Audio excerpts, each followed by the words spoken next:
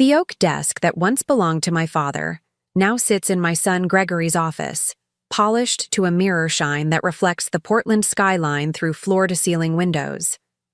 I built that view, literally brick by brick, contract by contract, over 40 years. Now I clean it. At 72, I found myself emptying the trash bins of executives who once reported to me. My own daughter-in-law Victoria made sure of that. "It's the only position available for someone your age," she'd said with that saccharine smile that never reaches her eyes. The irony wasn't lost on me. Winifred Holloway, founder of Holloway Construction, one of Oregon's premier commercial builders, reduced to scrubbing toilets in the company she created. But before we jump back in, tell us where you're tuning in from, and if this story touches you, make sure you're subscribed, because tomorrow, I've saved something extra special for you.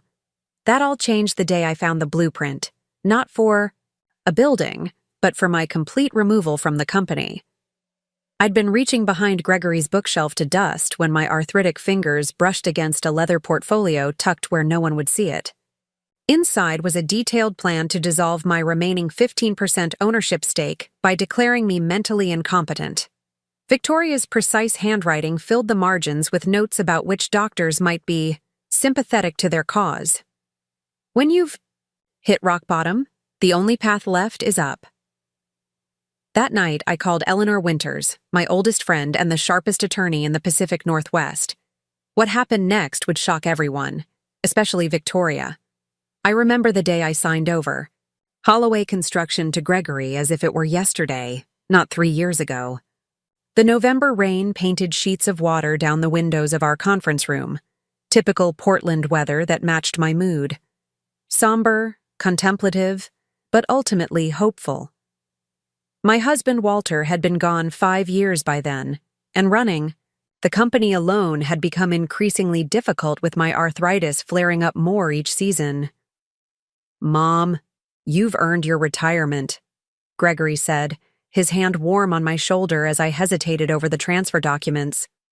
My son, with his perfect salt and pepper hair and confident smile, had worked alongside me for 15 years. He knew the business inside and out. "Listen to Gregory, Winnie," my younger son Nathan urged from across the table.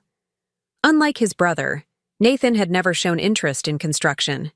He'd built his life 3,000 miles away in Boston, as a literature professor, coming home only for holidays and the occasional family emergency. "You can finally take that Mediterranean cruise you and Dad always talked about."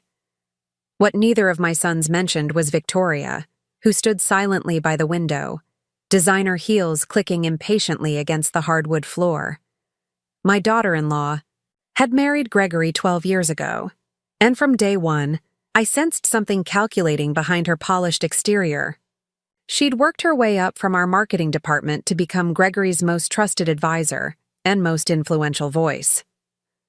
"I'd like to maintain a small ownership stake," I said finally, looking directly at my attorney, not at Gregory or Victoria. 15%, and a position on the board." Victoria's perfectly plucked eyebrows arched slightly, but she said nothing. Gregory nodded eagerly. "Of course, Mom. You'll always have a place at Holloway. This company is your legacy." I signed the papers, my hand steady despite the uncertainty swirling inside me.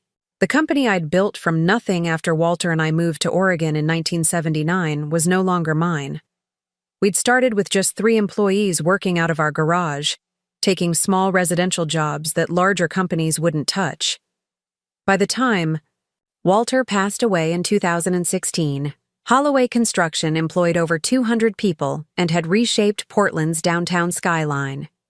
"To Winifred Holloway," Gregory said later at the small celebration dinner, raising his glass of champagne.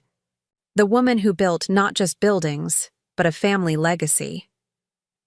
Everyone clinked glasses, Victoria's touching mine last, the barest contact before she withdrew. If I had known then what would follow, I might never have signed those papers at eyes all.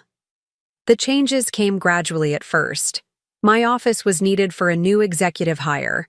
Would I mind moving to a smaller space down the hall? The board meetings were rescheduled without notice while I was visiting Nathan in Boston. My access to financial reports became limited. Streamlining information channels, Victoria called it. Then came the restructuring. 6 months after the ownership transfer, I arrived at the office to find my personal belongings packed in a cardboard box. "We're consolidating upper management," Gregory explained, not quite meeting my eyes. Victoria stood behind him, her hand on his shoulder. "And where does that leave me?" I asked, though I already knew the answer. "We've created a special advisor position for you," Victoria said smoothly. "No daily responsibilities, but available for consultation on major projects. Of course, this means you don't need to come into the office regularly." I recognized the gentle push out the door. My son couldn't quite bring himself to fire his mother outright, but Victoria had no such qualms. I could see her influence in every carefully chosen word. For 3 months, I tried to embrace retirement. I joined a book club at the local library. I started volunteering at the community garden. I even looked into that Mediterranean cruise. But something felt hollow about my days. Holloway Construction wasn't just a company to me. It was my purpose, my community, my identity. When I called Gregory to discuss a major client I knew was considering a new office complex, Victoria answered his phone. "Gregory's in meetings all day, Winifred," she said. I could hear shuffling papers, voices in the background. "And honestly, we've already got the Westbrook project well in hand. Harrison and Partners submitted the bid yesterday." I nearly dropped the phone. "Harrison and Partners? We've never used them as subcontractors. Their concrete work is substandard. We've had to fix their mistakes on 3 different municipal projects." "Well, things change," Victoria replied, her voice cooling several degrees. "Gregory trusts my judgment on vendor relationships. I've developed quite the network while you've been enjoying retirement." That night, I couldn't sleep. Harrison and Partners had been caught cutting corners on the East Side Library project 2 years earlier, something I'd documented extensively. Those files would still be in the company database. I had to warn Gregory before they committed to a partnership that could damage our reputation for quality. The next morning, I drove to the office, my first visit in months. The receptionist, a new hire who didn't recognize me, stopped me in the lobby. "I'm sorry, ma'am, but do you have an appointment?" "I'm Winifred Holloway," I said, expecting the name to register. It didn't. "The founder of this company. I need to see my son Gregory." After several phone calls and a lengthy wait, I was escorted upstairs. The hallways felt different somehow. The photographs of groundbreaking ceremonies that once lined the walls had been replaced with abstract art in muted colors. Victoria's influence, no doubt. Gregory's office, my old office, had been completely redesigned. The practical, durable furniture I'd selected was gone, replaced with sleek minimalist pieces that looked impressive but seemed terribly uncomfortable. Gregory rose from behind my father's oak desk, surprise and something like guilt crossing his face. "Mom, we weren't expecting you. Is everything okay?" "Harrison and Partners," I said, without preamble. "Tell me you haven't finalized any agreement with them." Gregory's expression shifted. "Victoria mentioned you called about that. Look, they've restructured their management, and their bid came in significantly under the others. Because they use substandard materials and underpay their key workers," I interrupted. "The documentation is all there in the project files from the library renovation." Preparing and narrating this story took us a lot of time, so if you are enjoying it, subscribe to our channel. It means a lot to us. Now back to the story. "Gregory, this isn't about me being unable to let go. This is about protecting what we've built." Victoria entered then, without knocking. She wore a cream-colored suit that probably cost more than what we used to pay our project managers monthly. "Winifred, what a surprise," she said, not looking surprised at all. "Gregory, your 2 o'clock is waiting in the conference room." "Mom, I have to go," Gregory said, already standing. We can discuss this another time. The Westbrook project is already in motion, Victoria finished for me. Gregory, they're waiting. He gave me an apologetic look as he hurried out, leaving me alone with Victoria. The silence between us stretched taut as a steel cable. While you're here, she finally said, we might actually have a position available. If you're finding retirement unfulfilling. Something in her tone made me wary. What position? Victoria's smile didn't reach her eyes. We're between janitorial service contracts. It would be temporary, of course, just a few weeks until we find a new vendor, but I know how you like to keep busy. The insult was so unexpected, so deliberately cruel, that for a moment I couldn't speak. Victoria had just offered the founder of the company a job cleaning toilets. Is this a joke? I finally managed.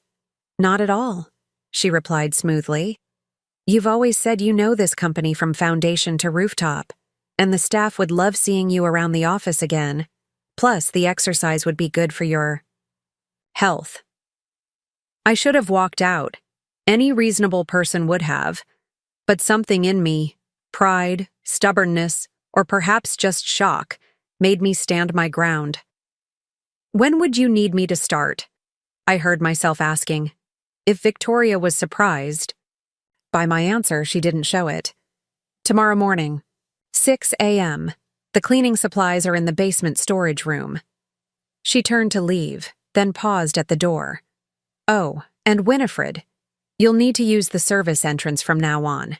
Security protocols. That evening, I sat in my empty house, the same 4-bedroom colonial where I'd raised my boys, now echoing with silence, and wondered how I'd arrived at this point. The photographs on my mantle traced the arc of our family. Walter and me at the groundbreaking of our first major project, Gregory's college graduation, Nathan's wedding to David, the grand opening of the Holloway Tower downtown. So many proud moments. So much hard work. How had it come to this? I called Nathan that night, something I rarely did on weekdays given the time difference. Mom? His voice was immediately concerned. Is everything okay? It's past midnight here. I couldn't bring myself to tell him everything. Not about Victoria's offer, certainly not about my acceptance of it. Just checking in, I said instead. How are your students this semester? We chatted for a while about his classes, David's medical practice, their plans to visit during spring break. I almost told him then, almost unburdened myself about how completely I'd lost control of the company, of my relationship with Gregory, of my own legacy, but I couldn't bear to place that weight on him when he was so far away, unable to help. You sound tired, Mom, he said finally. Is the arthritis acting up again? Just haven't been sleeping well, I admitted. Nothing serious. Maybe you should come visit us for a while, he suggested. The fall colors are beautiful right now, and we've got that guest room just sitting empty. For a brief moment, I considered it. How easy it would be to pack a bag, board a plane, and escape to the safety of my younger son's home. But running away had never been my style. Not when Walter and I were struggling to get the business off the ground, not when he got sick, not even when I faced bankruptcy during the recession of 2008. Maybe after the holidays, I said. I've got some projects around the house to finish first. After we hung up, I went to my closet and pulled out my oldest, most comfortable clothes, things I wouldn't mind getting dirty. Then I set my alarm for 5 a.m. and tried to sleep, wondering if Victoria would be watching when I arrived at the service entrance in the morning. She was. Standing in the shadow of the loading dock, arms crossed over another immaculate designer suit, Victoria observed as I pulled into the employee lot at 5:55 a.m. I wore jeans, a faded Holloway construction, sweatshirt from a company picnic years ago, and sturdy walking shoes. My white hair was pulled back in a simple ponytail. Practical, dignified, and absolutely appropriate for the task at hand. I'm surprised you showed up, Victoria said as I approached. She held out a plastic ID badge on a lanyard. This will get you into the supply rooms and service areas. It doesn't provide access to offices or conference rooms. I took the badge without comment and slipped it over my neck. Custodial staff, it read, with no name. Manuel will show you the ropes today, she continued, gesturing to a middle-aged Latino man who stood respectfully a few feet away. After that, you'll be on your own. The morning shift ends at 2 p.m. She turned on her heel and walked away without another word, leaving me with Manuel, who looked deeply uncomfortable with the situation. Mrs. Holloway, he said quietly, once Victoria was out of earshot. You don't have to do this. I know who you are. Everyone in maintenance knows. His kindness nearly broke me. I swallowed hard before responding. Thank you, Manuel, but I think I do need to do this. At least for now. He nodded, understanding more than I'd said. Then I will show you everything. The smart ways, not the ways they tell us to do it. For the next 8 hours, I learned the inner workings of the company I'd built, from an entirely new perspective. Manuel showed me which executives left their offices especially messy, the new CFO Victoria had hired. Which ones acknowledged the custodial staff with basic human courtesy, surprisingly few. And which bathrooms required extra attention, the one nearest the break room, always. My hands, already stiff with arthritis, ached fiercely by midday. The industrial vacuum felt like it weighed 100 pounds as I pushed it across carpets I'd once selected for their durability and professional appearance. The cleaning chemicals irritated my eyes and throat, but the most painful part was being invisible. People I'd hired, people who owed their careers to opportunities I'd given them, looked right through me. A few seemed to register something familiar about my face, only to dismiss the notion that the elderly woman emptying their trash could possibly be the company's founder. Gregory didn't come in until afternoon, so I didn't see him that first day. But I did clean his office, our office, while he was in a meeting. Victoria had claimed the adjacent space that once belonged to my assistant, creating a connected suite of rooms that effectively functioned as the company's command center. As I dusted the bookshelves in Gregory's office, I noticed something that made my heart sink. The photographs of our family, Walter at the helm of our sailboat, the boys playing baseball in the backyard, the 4 of us at Nathan's graduation, were gone. In their place stood sleek awards and institutional recognitions, many bearing Victoria's name alongside Gregory's. Only one personal item remained, a small model of the Holloway Tower, our most prestigious project, completed the year before. Walter's diagnosis. I picked it up carefully, remembering the long nights poring over those plans, the exhilaration when we secured the contract, the pride at the ribbon-cutting ceremony. What are you doing? Victoria's sharp voice startled me so badly I nearly dropped the model. She stood in the doorway, eyes narrowed. Dusting, I said, carefully returning the tower to its place. That's a delicate architectural model, not a toy, she said, as if speaking to a child. Perhaps stick to emptying trash bins and leave the valuable items alone. I bit back the retort that rose to my lips, that I had commissioned that model, that the actual building it represented had been my vision, my achievement. Instead, I simply nodded and returned to my cleaning cart. Actually, Victoria continued, we need the executive bathroom thoroughly scrubbed before the board meeting this afternoon. Someone was ill in there earlier. The executive bathroom, where I'd once had a reserved towel rack with my initials embroidered on the hand towels. I nodded again and wheeled my cart toward the door. Oh, and Winifred? Victoria called after me. The board meeting is at 3. Please make yourself scarce once the members begin arriving. We wouldn't want any awkward situations. I spent 45 minutes cleaning a bathroom where someone, probably that hard-drinking new CFO, had indeed been violently ill. As I scrubbed the toilet bowl, fighting waves of nausea myself, I remembered signing the papers that had transferred control of my company to Gregory. The look of triumph that had flashed across Victoria's face then. So brief I'd convinced myself I'd imagined it. Now, on my knees in a bathroom I'd once considered my private domain, that look seemed prophetic. By the time I finished my shift, every muscle in my body screamed with pain. I drove home in silence, too exhausted even for the audiobook that usually kept me company. When I pulled into my driveway, I sat motionless for several minutes, gathering the energy to walk inside. My phone rang. Nathan. "Hey, Mom. Just checking in after our talk last night. How are you doing today?" I closed my eyes. What could I possibly tell him? That his brother's wife had me cleaning vomit from executive bathrooms? That I'd spent the day being ignored by people whose careers I'd launched? "I'm fine," I said. "Just tired. Started a new project today." "That's great." Nathan sounded genuinely pleased. "Something with the community garden?" "Something like that," I murmured. "Listen, can I call you tomorrow? I need to soak in a hot bath right now." After we hung up, I dragged myself inside and ran that bath, adding Epsom salts for my aching muscles. As I eased into the hot water, I considered my options. I could quit, walk away from this humiliation and never look back.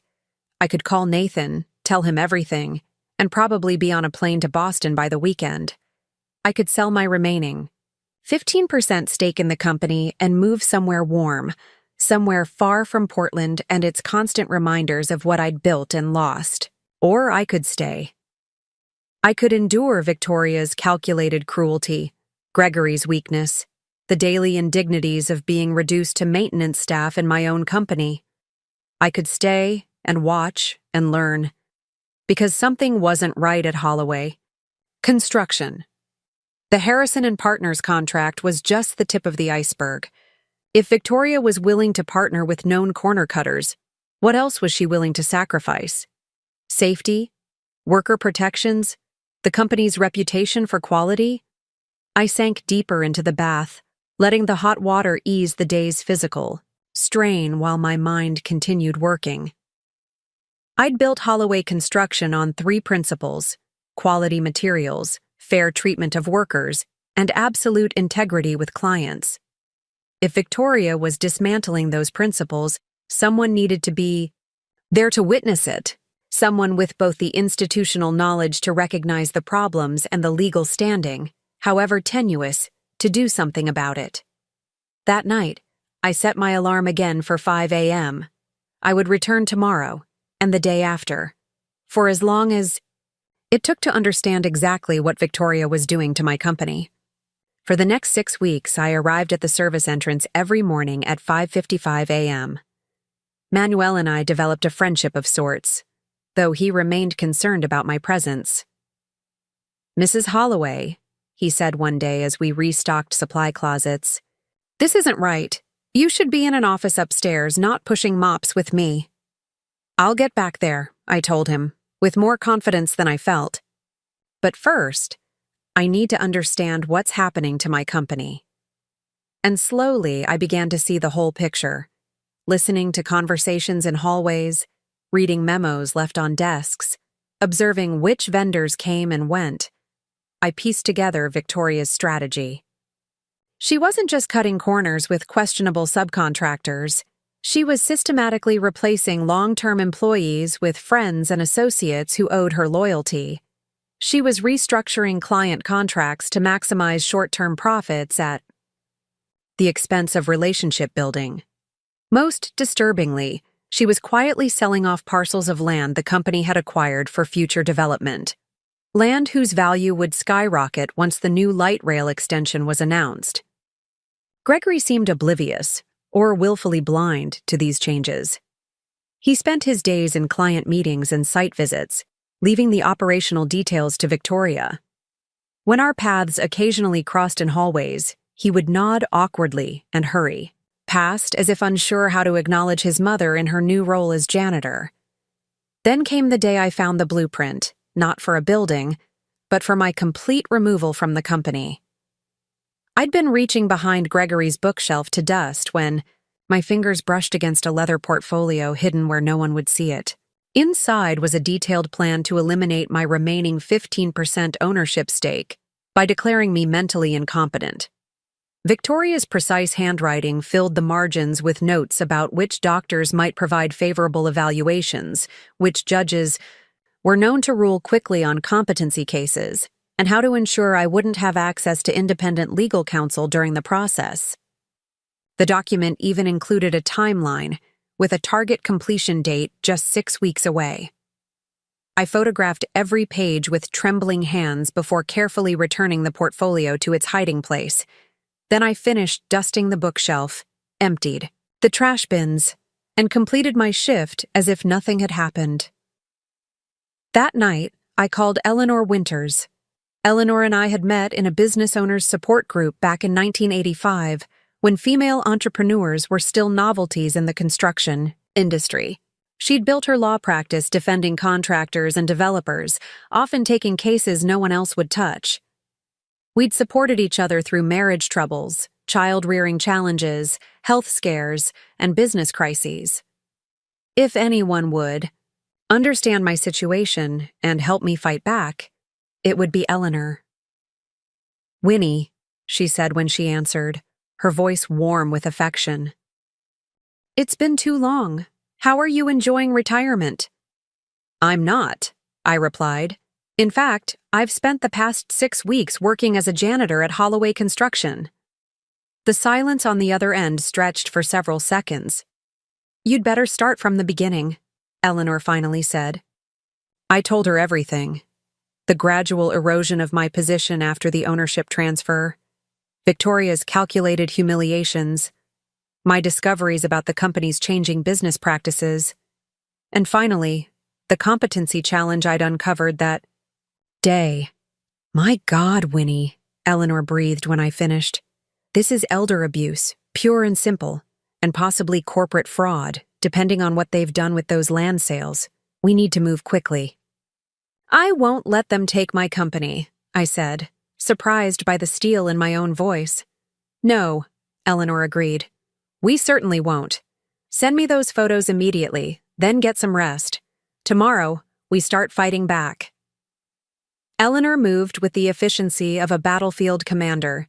By 8 the next morning, she'd assembled a small team of trusted professionals: a forensic accountant, a real estate appraiser specializing in commercial properties, and a private investigator with experience in corporate malfeasance. "We're not just defending you against their competency claim," she explained as we sat in her downtown office. The space hadn't changed much in 30 years. Still the same solid oak furniture, law books lining the walls, and the faint scent of coffee and peppermint. "We're going on the offensive. If Victoria has been mismanaging company assets or engaging in self-dealing, we can potentially force a corporate audit." "I don't want to hurt Gregory," I said, staring down at my hands. Despite everything, he was still my son. "He's being manipulated." Eleanor's expression softened slightly. "Winnie, Gregory is a 45-year-old man, not a child. He's the CEO of a major construction company. At some point, we have to hold him accountable for allowing this situation, even if Victoria is the mastermind." She was right, of course. My maternal instinct to protect Gregory was clouding my judgment. I straightened in my chair. "What do you need from me?" "Keep going to work," she said. "Continue cleaning offices, listening to conversations, documenting everything. But be extremely careful. If Victoria suspects you know about the competency challenge, she might accelerate their timeline." "Should I keep cleaning her office?" I asked, remembering the critical documents I'd found there. Eleanor considered this. "Yes, but be cautious. Don't change your routine. Don't linger longer than usual. And Winnie?" She leaned forward, her eyes serious. "Don't confront either of them, no matter what you discover. Let us build the case first." I nodded, both relieved and apprehensive about returning to my janitorial duties. "What about those land parcels Victoria's been selling? The ones near the planned light rail extension?" "My real estate expert is already looking into it," Eleanor assured me. If Victoria's selling company assets at below-market rates to associates who stand to profit from the transit development, that's textbook self-dealing. The board would have grounds to remove her, and possibly Gregory too, if he's been complicit. I left Eleanor's office with a strange mixture of determination and sorrow. The legal strategy made perfect sense, but executing it meant actively working to expose my own son's failures as a company leader. Even if Victoria was the driving force behind the company's ethical decline, Gregory had allowed it to happen on his watch. When I arrived home, there was a voicemail from Nathan. "Hey, Mom, just checking in. You seemed a bit off during our last call. Everything okay? David and I were thinking about flying out for a long weekend next month. Let me know if that works for you." I deleted the message without calling back. How could I possibly explain to Nathan what was happening? That his brother's wife had reduced me to cleaning toilets in my own company? That I was now gathering evidence for a potential legal battle against my firstborn child? No, better to keep Nathan out of it entirely, at least until we knew exactly what we were dealing with. The next morning, I returned to work as usual, arriving at the service entrance at 5:55 a.m. Manuel greeted me with a concerned look. "Mrs. Holloway, be careful today," he said quietly as we collected our cleaning supplies. "Mrs. Victoria was asking questions about you yesterday. Who you talk to, whether you go into offices when people aren't there." A chill ran through me. "What did you tell her?" "That you do your job and mind your business," he replied with a small shrug. "But she didn't believe me. She has security watching you now." I thanked him for the warning and proceeded with my usual cleaning routine, acutely aware of the security cameras tracking my movements. Had Victoria discovered that I'd found her hidden portfolio? Or was this simply paranoia on her part, a natural extension of her suspicious nature? Either way, I needed to be more careful. I made a show of dusting surfaces thoroughly, emptying trash bins efficiently, and focusing exclusively on my cleaning duties. No lingering at desks, no examining documents, no photographing anything. Around 10 o'clock, I was cleaning the main floor bathrooms when the door to the women's restroom swung open and Victoria walked in. She stopped short when she saw me, a calculated smile spreading across her perfect features. "Winifred, how are you finding the work? Not too strenuous for someone your age, I hope." I continued wiping down the sink counter. "I manage fine, thank you." She leaned against the wall, watching me work. "Gregory and I were talking about you last night, actually. He's concerned that you might be working too hard. We both are." I said nothing, just moved to the next sink. "In fact," she continued, "we're thinking it might be time for you to consider full retirement. A nice assisted living community, perhaps. There's a lovely one in Beaverton that caters specifically to seniors with early cognitive issues." My hand stilled momentarily on the faucet. There it was, the first move in their competency challenge. I forced myself to continue cleaning, keeping my voice neutral. "That's thoughtful, but I'm quite comfortable in my own home." "Of course you are now," Victoria said, examining her manicure, "but we worry about the future. Memory issues can escalate so quickly at your age. Gregory would be devastated if something happened because you were living alone." I turned to face her directly, maintaining a pleasant expression despite the anger burning in my chest. "How kind of you both to be concerned. Please tell Gregory I'm fine, but I appreciate his thoughtfulness." Victoria studied me for a moment, as if trying to detect any signs of the cognitive decline she was hoping to establish. Finding none, she straightened and headed for the door. "Well, the offer stands. Oh, and we'll need the executive conference. Room thoroughly cleaned today. The board is meeting at 4. After she left, I gripped the edge of the sink, taking deep breaths to steady myself. They were moving faster than Eleanor had anticipated. I needed to warn her. At my lunch break, I sat alone in my car, and called Eleanor from a new prepaid phone she'd given me. Just in case Victoria is monitoring your personal device, she'd explained. They're accelerating the timeline, I told her after describing my bathroom encounter with Victoria. They're already talking about assisted living facilities for people with cognitive issues. That tracks with what we're finding, Eleanor replied, her voice grim. My investigator discovered that Victoria has scheduled consultations with 3 different geriatric psychiatrists next week. She's doctor shopping for someone who will support their competency challenge. What about the land sales? I asked, glancing at my watch.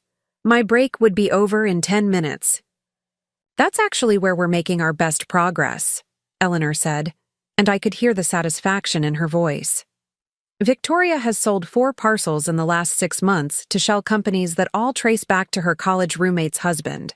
He's a developer who sits on the Transit Authority board, the same board that's about to announce the new light rail route. That's a clear conflict of interest, I said. It's worse than that. It's insider trading and corporate self-dealing. She's selling company assets at below-market rates to someone who knows those properties will triple in value once the transit route is announced. And here's the kicker.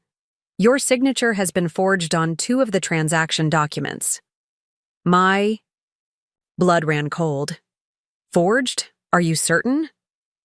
The forensic document examiner is, and that changes everything, Winnie. We're no longer just defending against their competency claim. We have evidence of actual fraud. I glanced at the clock again. I need to get back. They have security watching me now. Be careful, Eleanor cautioned. We need 1 more day to complete our documentation. Then we move. I returned to my cleaning cart, my mind racing. Forged signatures. Property sold at artificially low prices to Victoria's connections. A coordinated effort to have me declared incompetent. The betrayal cut deeper than I'd imagined possible. The afternoon dragged on as I methodically cleaned offices, break rooms, and bathrooms, all while maintaining the appearance of a diligent but oblivious janitor. When it came time to prepare the executive conference room for the board meeting, I took special care to appear unhurried and disinterested, despite the knot of anxiety tightening in my stomach. As I was emptying the trash bin near the projector, Gregory walked in, reviewing notes on his tablet. He looked up, startled to find me there. "Mom," he said, his voice lowered. "I didn't expect you'd still be here." "Just finishing up," I replied, straightening. We hadn't spoken directly in weeks. He glanced toward the door, then back at me. "Victoria told me she spoke with you about the assisted living options. I want you to know that's coming from a place of concern. We've noticed some inconsistencies in your behavior lately. Have you?" I kept my tone mild, curious. Gregory shifted uncomfortably. "Memory lapses, confusion about simple tasks. The cleaning supervisor mentioned you've been spending unusual amounts of time in certain offices, sometimes just staring into space. So that was their angle. Manufacturing evidence of cognitive decline through false reports from supervisors who answered to Victoria. I wondered how many other employees had been coached to document my supposed mental deterioration. "I'm not confused, Gregory," I said quietly. "And my memory is excellent. For instance, I remember exactly how I taught you to verify subcontractor quality. I remember the promise you made when I transferred the company to you, that you would uphold the standards your father and I established." His face flushed. "Mom, business realities change. Victoria has brought a fresh perspective that's helping us compete in today's market. Is that perspective worth sacrificing our reputation for quality? Worth alienating clients who trusted Holloway Construction because of our integrity?" "You don't understand modern business practices," he said dismissively. "The margins are—" "I understand forgery," I interrupted, unable to contain myself despite Eleanor's warning. "I understand selling company assets at below-market rates to connected insiders. I understand fraud, Gregory." His face went pale. "What are you talking about?" Before I could answer, The conference room door opened and Victoria entered, followed by several board members. She froze momentarily when she saw me speaking with Gregory, then quickly recovered. "The room looks perfect, thank you," she said to me in a tone one might use with a small child. "We can take it from here." I nodded and pushed my cleaning cart toward the door, avoiding eye contact with the board members, several of whom had been my colleagues and friends before my retirement. As I passed Victoria, she leaned in slightly. "We'll continue our assisted living discussion tomorrow," she murmured. "I've scheduled Dr. Winters to evaluate you, 9 a.m. sharp." I nearly stumbled. Dr. Winters, not Eleanor Winters, certainly. But some physician Victoria had enlisted in her scheme. The timeline had collapsed entirely. They weren't waiting 6 weeks. They were moving immediately. I finished my shift in a fog of anxiety, then drove straight to Eleanor's office. Her assistant showed me in immediately. "They've scheduled a medical evaluation for tomorrow morning," I told her without preamble. "Some doctor named Winters." "Martin Winters," Eleanor nodded grimly. "Victoria called my investigator this afternoon, thinking she was reaching Dr. Winters' office to confirm your appointment. He played along and got the details. Martin Winters specializes in geriatric psychiatry with a focus on dementia and competency evaluations for guardianship cases." Guardianship? The word sent a wave of fear through me. They're trying to become my legal guardians? "That appears to be the plan," Eleanor confirmed. "Declare you incompetent, establish Gregory or Victoria as your guardian, then have them exercise your voting rights as a shareholder to eliminate your board position and eventually transfer your ownership stake to themselves." I sank into a chair, momentarily overwhelmed. This is moving too fast.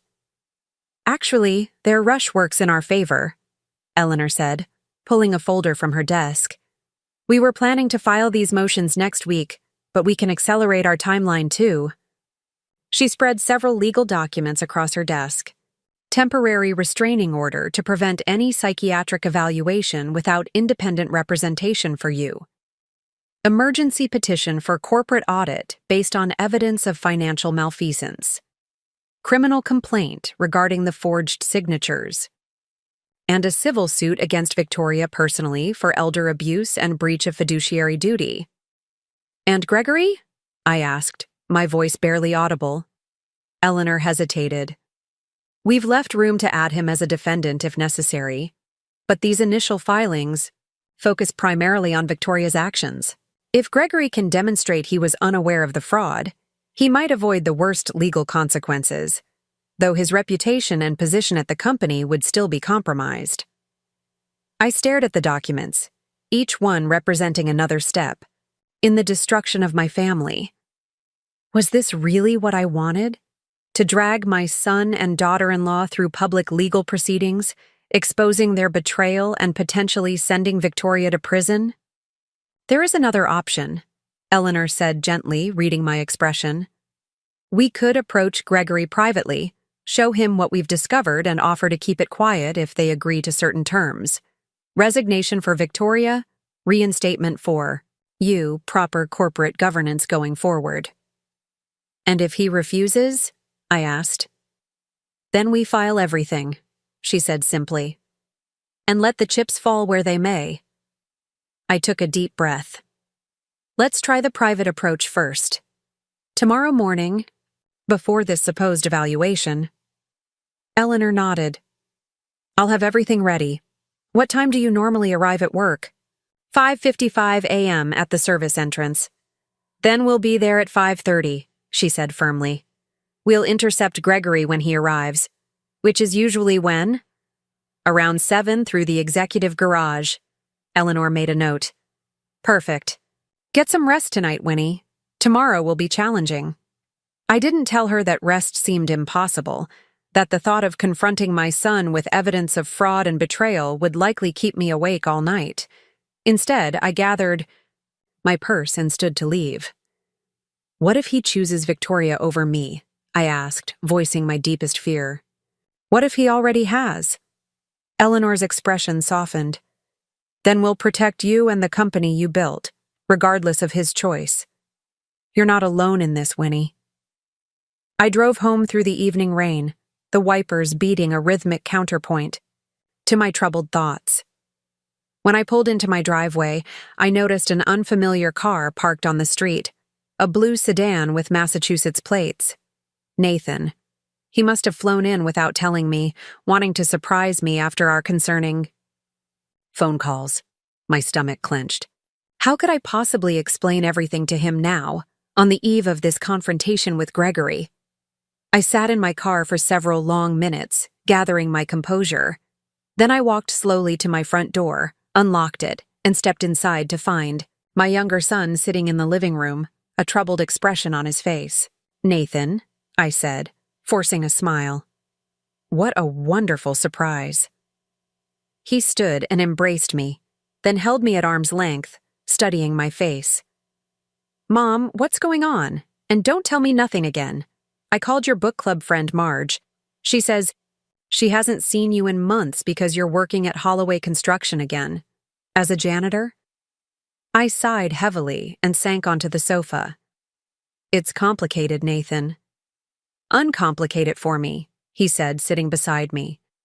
"Because from where I'm standing, something is seriously wrong. You look exhausted, you've lost weight, and according to Marge, you're cleaning toilets in a company you founded." There was no point in further deception. I told him everything, the gradual erosion of my position after transferring ownership to Gregory, Victoria's increasing control over company operations, and my son, the humiliating janitorial position, and finally, the discovery of their plot to have me declared incompetent. Nathan's expression transformed from concern to outrage as I spoke. By the time I finished, he was pacing the living room, hands clenched at his sides. "This is elder abuse," he said, unconsciously echoing Eleanor's assessment. "It's criminal. We should call the police right now." "Eleanor has it under control," I assured him. "We're confronting Gregory tomorrow morning. If he's willing to remove Victoria from the company and restore proper governance, we can resolve this quietly." "And if he isn't?" Nathan demanded. "If he chooses her over his own mother? Over basic human decency?" I hesitated. "Then we file the lawsuits and let the legal system handle it." Nathan shook his head in disbelief. I knew Victoria was manipulative, but this is beyond anything I imagined. And Gregory going along with it? Having his own mother clean bathrooms while they plot to steal her company shares? It's monstrous. "Your brother isn't monstrous," I said quietly. "He's weak. He always has been in certain ways. Your father saw it. How easily Gregory could be influenced by stronger personalities. That's why Walter insisted on the 15% ownership retention for me, as a safeguard." "Some safeguard," Nathan muttered. "They're trying to bypass it by having you declared incompetent." "But they haven't succeeded," I pointed out. "And now we have evidence of their plan, and of Victoria's financial misconduct." Nathan sat down again, running his hands through his hair in a gesture so reminiscent of his father that it made my heart ache. "I'm coming with you tomorrow," he said firmly. "I want to look my brother in the eye when he tries to explain this." Part of me wanted to protect Nathan from the ugliness of the confrontation, but another part, perhaps the wiser part, recognized that I needed his support. Gregory had always been slightly intimidated by his younger brother's sharp intellect and unflinching moral clarity. Having Nathan present might actually strengthen our position. "All right," I agreed. "But follow Eleanor's lead. She knows how to handle this legally." Nathan nodded, then looked around the living room, taking in the photos on the mantel, our family in happier times. "Does Gregory ever visit you here?" he asked. "Since the ownership transfer?" "Rarely," I admitted. "Victoria usually invents some reason they can't stay long when they do come for holidays. The last time they were here was Christmas, and they only stayed for dinner. And now they want to put you in assisted living for cognitive issues," Nathan said bitterly. when they haven't spent enough time with you to have any idea of your mental state. I reached for his hand. Let's not dwell on it tonight. Tell me about your classes, about David. I want to hear something positive before tomorrow. Nathan made an effort to shift the conversation, telling me about his popular seminar on modern American poetry and David's research at the hospital. But the shadow of tomorrow's confrontation hung over us, making even these pleasant topics feel somewhat hollow. After a simple dinner, Nathan insisted on sleeping on the sofa rather than taking the guest room. I want to be up when you are, he explained. What time do we need to leave? 4:45, I told him. Eleanor's meeting us at the service entrance at 5:30. 4:45 it is, he said, then hugged me tightly. Try to get some sleep, Mom. Tomorrow, we start setting things right. I tried to follow his advice, but sleep proved elusive. I lay awake for hours, remembering Gregory as a child, always seeking approval, always wanting to please. When had that desire to please transferred from his parents to Victoria? When had he become willing to sacrifice his own mother's dignity to satisfy his wife's ambitions? Morning came too quickly. Nathan and I dressed in silence, each lost in our own thoughts. He'd brought only casual clothes on his impromptu trip to Portland, but somehow his pressed chinos and navy sweater looked more professional than my carefully selected pantsuit, my one good outfit that I'd preserved from my executive days. You look fine, Mom, Nathan assured me, catching my self-conscious adjustment of my jacket. Dignified and in command, exactly as the founder of Holloway Construction should look. We arrived at the company building at 5:25 a.m. Eleanor was already waiting, along with a distinguished-looking man she introduced as James Chen, her forensic accountant. We have copies of everything, Eleanor said, patting her briefcase. The forged documents, the below-market property sales, the planned competency challenge, all of it. I've also prepared resignation papers for Victoria and a new operating agreement that would reinstall you as executive chairperson of the board. And if Gregory refuses? Nathan asked. Then we proceed to court immediately, Eleanor replied. I have a judge standing by for the emergency restraining order to prevent any psychiatric evaluation. The other filings are ready to go as well.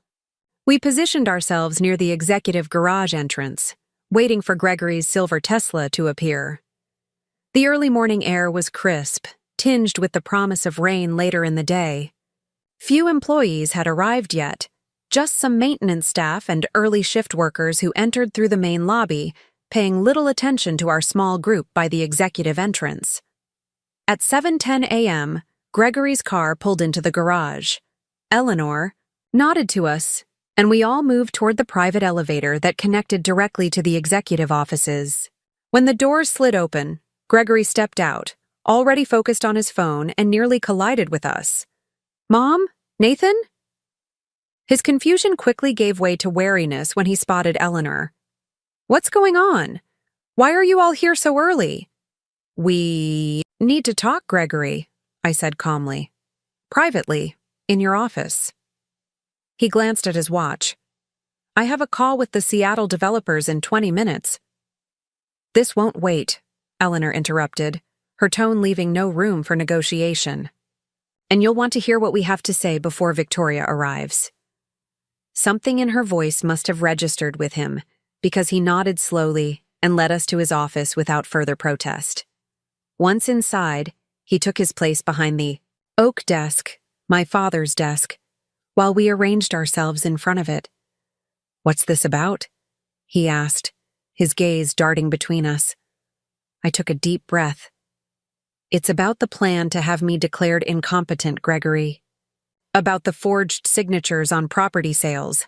About the violation of everything your father and I built. His face paled. I don't know what you're talking about.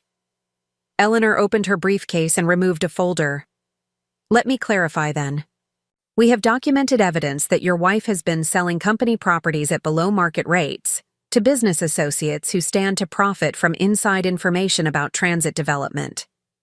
We have proof that your mother's signature was forged on at least 2 of these transactions. And we have discovered the detailed plan to have your mother declared mentally incompetent so that you could assume control of her remaining ownership stake. She laid the documents on the desk one by one as she spoke. Property deeds, forensic analysis of the forged signatures, and copies of the competency challenge plan I'd photographed in Victoria's portfolio.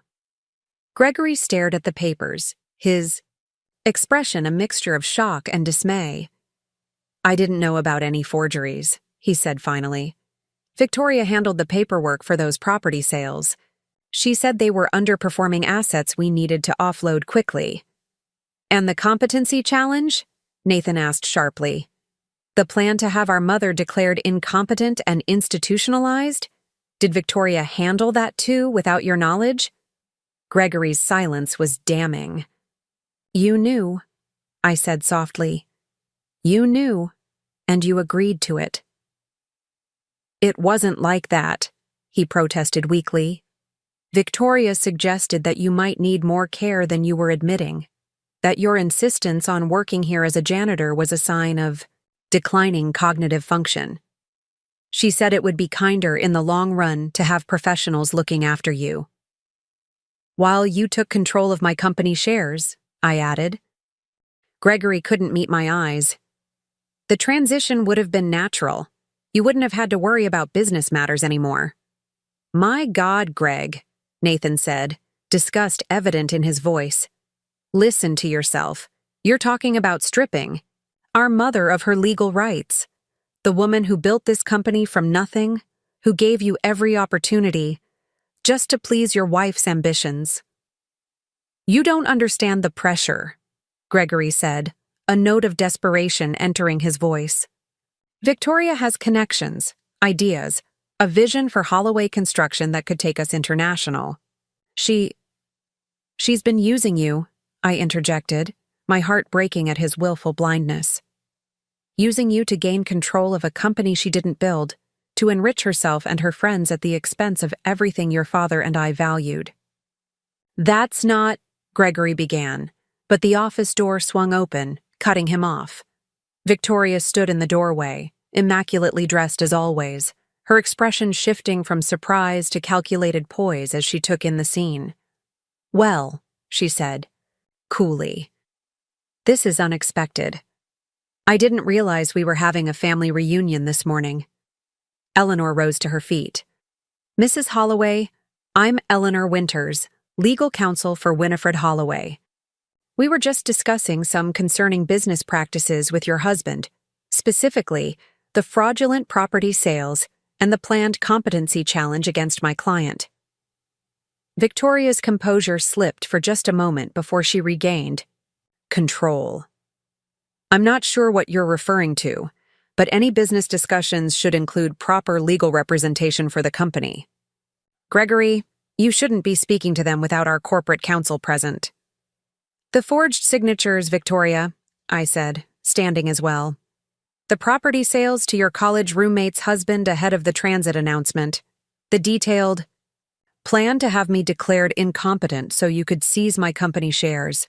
We have documentation of all of it." She laughed lightly, though her eyes remained cold. "Documentation? Of what exactly? Business decisions made by the CEO? Property? Sales approved by the board? And concerned family members consulting medical professionals about an elderly relative's welfare? None of that is illegal or improper." "Forgery is both illegal and improper," Eleanor pointed out, "as is insider trading, which is what those property sales represent. And conspiracy to commit elder abuse is a serious criminal offense in Oregon." "These are absurd accusations," Victoria said dismissively. "Gregory, call Marcus right now. We need corporate counsel here immediately." Gregory hadn't moved from behind the desk. He was staring at the documents Eleanor had presented, particularly the forensic analysis of the forged signatures. "Did you forge my mother's signature, Victoria?" he asked quietly. She blinked, clearly not expecting the direct question from him. "Of course not. The paperwork was handled through legal channels. If there's any irregularity, It was clerical. Error. James Chen, Eleanor's forensic accountant who had remained silent until now, cleared his throat. The signatures weren't just irregular, Mrs. Holloway. They were deliberate forgeries, executed by someone attempting to mimic Winifred Holloway's handwriting. The pressure patterns and stroke hesitations are consistent with forgery, not administrative. Error. Victoria's eyes narrowed. And you are? James Chen, forensic accountant and document examiner, he replied calmly. I've testified in over 40 federal cases involving financial fraud. We have two options here, Eleanor continued. We can resolve this matter privately, with Mrs. Victoria Holloway's immediate resignation, the reversal of the fraudulent property transactions, and the reinstatement of Winifred Holloway to her rightful position as executive chairperson of the board. Or we can proceed to court, where all of this will become public record. Victoria turned to Gregory, her voice taking on an urgent, intimate tone I'd never heard from her before. Gregory, they're trying to manipulate you. This is a pathetic attempt by your mother to regain control of the company she willingly transferred to you. She couldn't handle retirement, so she's fabricated these ridiculous accusations. The evidence isn't fabricated, Nathan interjected. The forgeries are real. The property sales are documented. And we found your detailed plan to have our mother declared incompetent, written in your handwriting, Victoria. Gregory, Victoria continued, ignoring Nathan completely. Everything I've done has been for us, for our future. Your mother never believed in your vision for the company. She wanted to keep Holloway Construction small, local, traditional. We've been expanding, innovating, growing beyond anything she could have imagined. Gregory looked from Victoria to me, then back to the documents on the desk. I could see the conflict in his eyes, torn between his wife's influence and the hard evidence of wrongdoing before him. I need time to think, he said finally, to review everything properly. There isn't time, Eleanor said firmly. We know about the psychiatric evaluation scheduled for 9 a.m. today. We're prepared to file for an emergency restraining order within the hour if necessary. This ends now, one way or another. Gregory rubbed his temples, a gesture that reminded me painfully of Walter when he was deeply troubled. If what you're saying about the forgeries is true. It is, James confirmed. Then we have a serious problem, Gregory continued. Victoria, did you forge my mother's signature on those property documents? Victoria's perfectly maintained facade finally cracked. I did what needed to be done. Those properties were being wasted, sitting idle while we could have been leveraging them for expansion capital. Your mother would never have approved the sales. She's too sentimental about assets she acquired decades ago. Someone had to make the hard decisions. Her admission hung in the air between us, damning in its casual arrogance. Gregory's face had gone completely white. And the competency challenge? He asked, his voice barely audible. Making my mother work as a janitor in her own company? Victoria's laugh was brittle. The janitorial position was her choice, Gregory. I offered it as a joke. I never expected her to actually accept it. As for the competency evaluation, that was a contingency plan. Insurance, in case she started interfering with our vision for the company. You agreed it was necessary. I agreed to consult medical professionals about my mother's welfare, Gregory said slowly. Not to fabricate evidence of mental decline, not to orchestrate a legal proceeding to strip her of her rights. Don't be naive, Victoria snapped. This is business. Your mother transferred control to you because she knew she couldn't lead the company into the future. We're simply ensuring she can't change her mind and undermine everything we've built. I stepped forward then, meeting my daughter-in-law's gaze directly. What you've built, Victoria, is a house of cards based on fraud, manipulation, and betrayal. That's not what Holloway Construction stands for. It never has been. Victoria turned to Gregory, her expression hardening. It's time to choose, Gregory. Your mother's outdated vision, or our future together. I've already spoken with Meridian developers. They're prepared to offer me a senior position if things don't work out here. The office fell silent as Victoria's ultimatum hung in the air. Gregory sat motionless behind the grand oak desk, his face ashen, gaze shifting between his wife and me. I could see the conflict playing across his features, the pull of loyalty, in two opposing directions. Eleanor placed a gentle hand on my arm, a silent reminder to let Gregory make this choice without further pressure. Nathan stood rigid beside me, barely containing his anger. The weight of decades, of family history, of business decisions, of small betrayals that had led to this moment, pressed down on all of us. Gregory finally broke the silence, his voice strained but resolute. "Victoria, I need to speak with you privately." "There's nothing to discuss privately that can't be said here," she replied sharply. "They've made their accusations. Now you need to decide. Do you stand with your wife or against her?" "This isn't about taking sides," he said, standing slowly. "It's about the truth. Did you forge my mother's signature on those property documents?" Victoria's perfect posture stiffened further. "I've already explained the situation. Those properties needed to be liquidated quickly.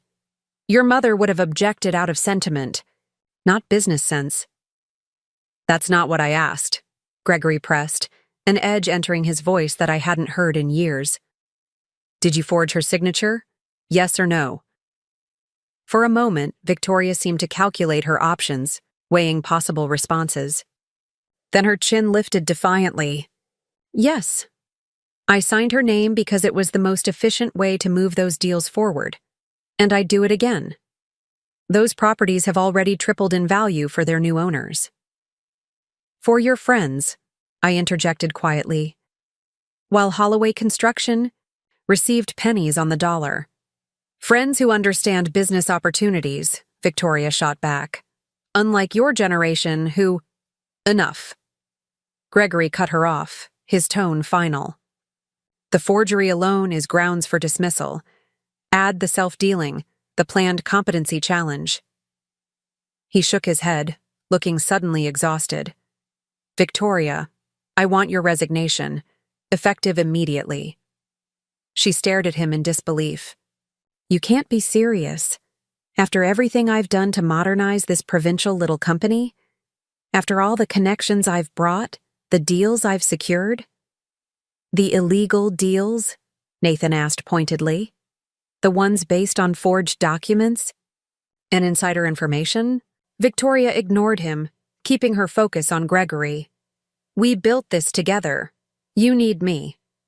"I needed a partner I could trust," Gregory replied, his voice hollow. "Someone who understood the values this company was founded on. Quality work, ethical business practices, respect for family." Victoria's laugh was brittle. "Family values don't pay for expansions into Asian markets. They don't secure contracts with international developers. Your mother's quaint approach to business belongs in the last century." Eleanor cleared her throat. "Mrs. Holloway, perhaps we should focus on the legal matters at hand. Given your admission regarding the forged signatures, we'll need your formal resignation as Chief Strategy Officer. We'll also need complete documentation of all property transactions you've overseen in the past 18 months. "And if I refuse?" Victoria challenged. "Then we proceed to court," Eleanor replied calmly, "with criminal charges for forgery and fraud, civil action for breach of fiduciary duty, and a corporate audit that will expose every questionable decision you've made." Victoria turned back to Gregory, her expression suddenly softer, almost vulnerable. "Greg, we can fight this together. They don't have the resources or the stamina for a lengthy legal battle. With our connections—" "It's over, Victoria," he interrupted, his voice tired but firm. "I won't defend fraudulent actions, not even for you. Especially not when they were aimed at my own mother." Something hardened in Victoria's eyes then, the last pretense of emotional appeal vanishing. "Fine," she said coldly. "I'll have my Attorney contact you regarding separation terms, both professional and personal. The threat of divorce hung unspoken in the air. Gregory flinched but held his ground. That's your choice. But your employment at Holloway Construction ends today.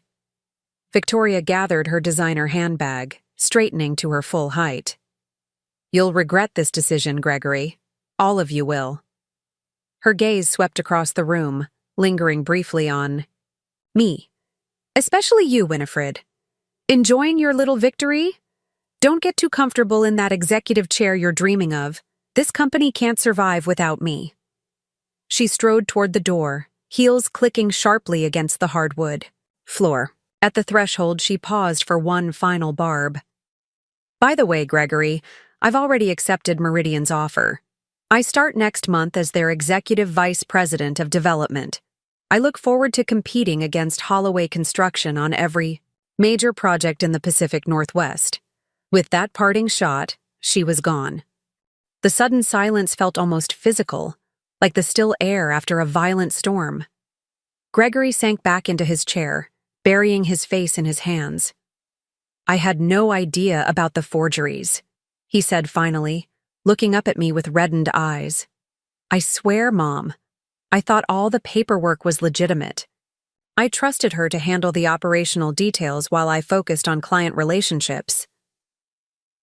And the competency challenge? Nathan asked, his tone still hard. The plan to have our mother declared mentally incompetent? Was that Victoria's idea, too? Gregory's gaze dropped to the desk.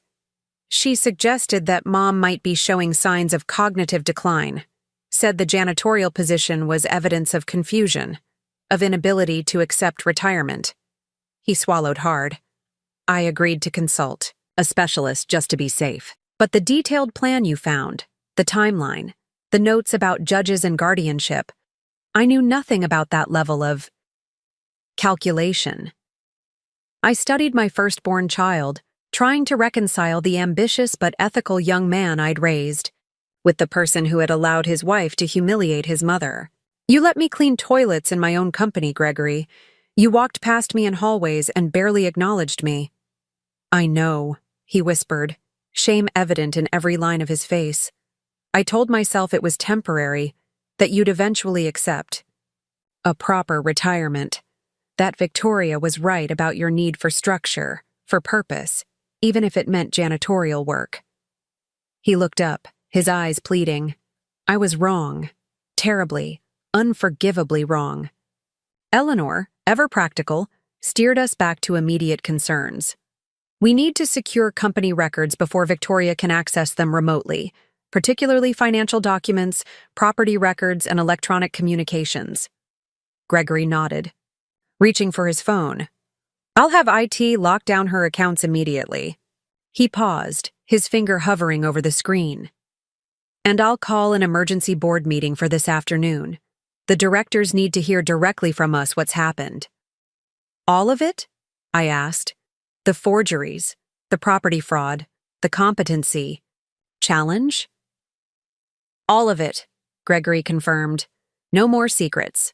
No more protecting Victoria at the expense of the company or the family. He made the calls quickly, his CEO authority evident in the crisp instructions he delivered. While Gregory handled the immediate security concerns, Eleanor and her forensic accountant discussed which records they needed to review first. Nathan moved to stand beside me, his voice low. Are you okay, Mom? This is a lot to process. I nodded slowly, feelings washing through me in complex waves. Relief that Victoria's schemes had been exposed, sorrow at Gregory's weakness, uncertainty about the path forward. I'm still standing, I replied finally. That's something. Nathan smiled, squeezing my shoulder. It's everything, and for what it's worth, I'm proud of you. Most people would have crumbled under the humiliation Victoria put you through. You turned it into an intelligence-gathering opportunity instead. I had a good teacher, I said, thinking of Walter and how he'd weathered business setbacks with strategic patience. Your father always said, when you're knocked down, don't just get up. Look around while you're at floor level. You'll see things you missed from standing height. Gregory finished his calls and approached us hesitantly, like a child expecting punishment. Mom, Nathan, I don't know where to begin. I've failed you both. Failed Dad's memory. Failed the company. Yes, you have, Nathan interrupted bluntly. The question is, what are you going to do about it now? Gregory straightened slightly. Fix it, starting with reinstating Mom to her proper position as executive chairperson. The board will support it. They've always respected her judgment. He turned to me directly.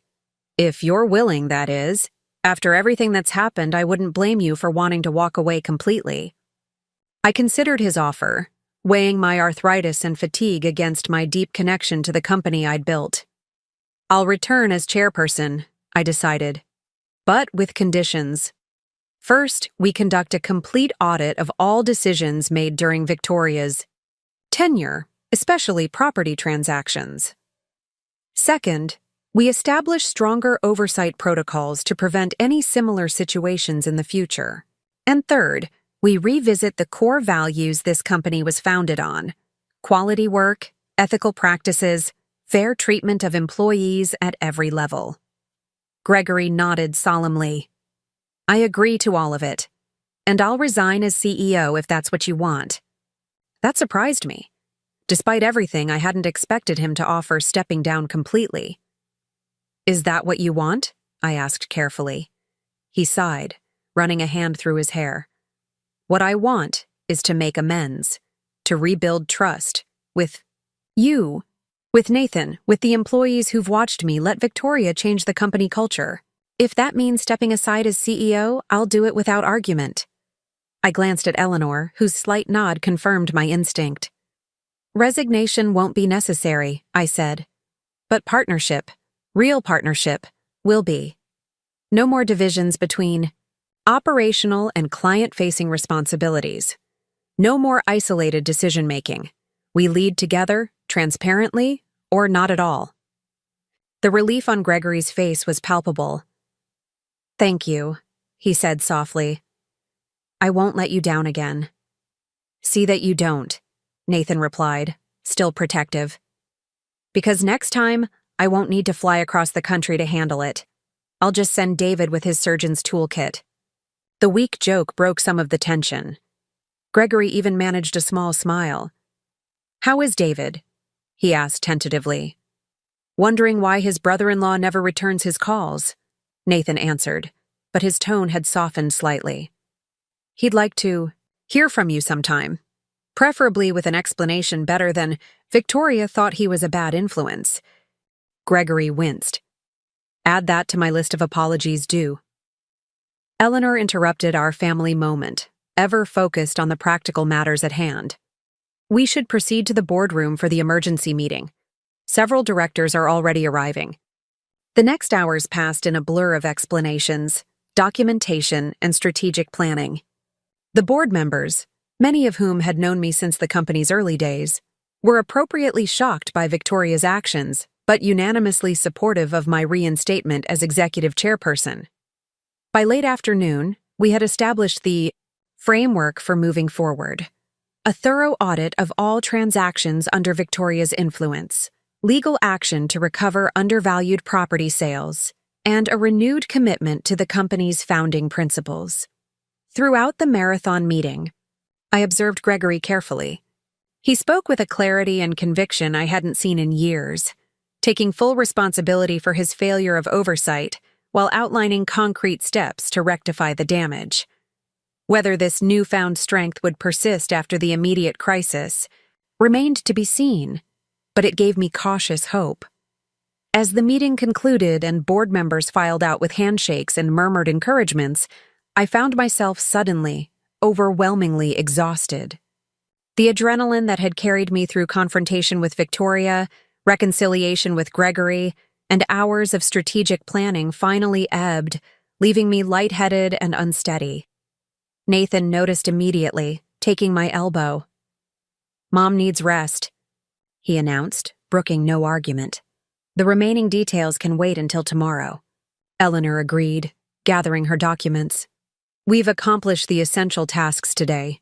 The rest can be handled once Winifred has had proper rest.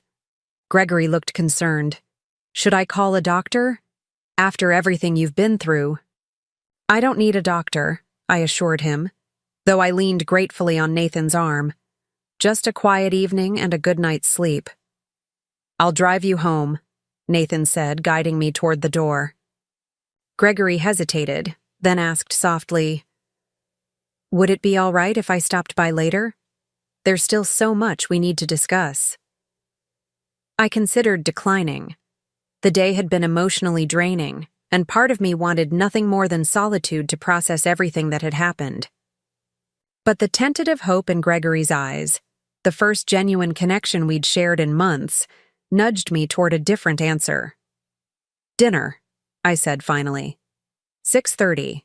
Nothing fancy, just the pot roast I started in the slow cooker this morning. The homely detail, a mother's habit of preparing dinner before leaving for work, even when that work involved cleaning toilets in her own company, seemed to hit Gregory hard. His eyes glistened. I'll be there, he promised. Nathan drove me home in contemplative silence. Only as we turned onto my street did he voice the question that had likely been troubling him for hours.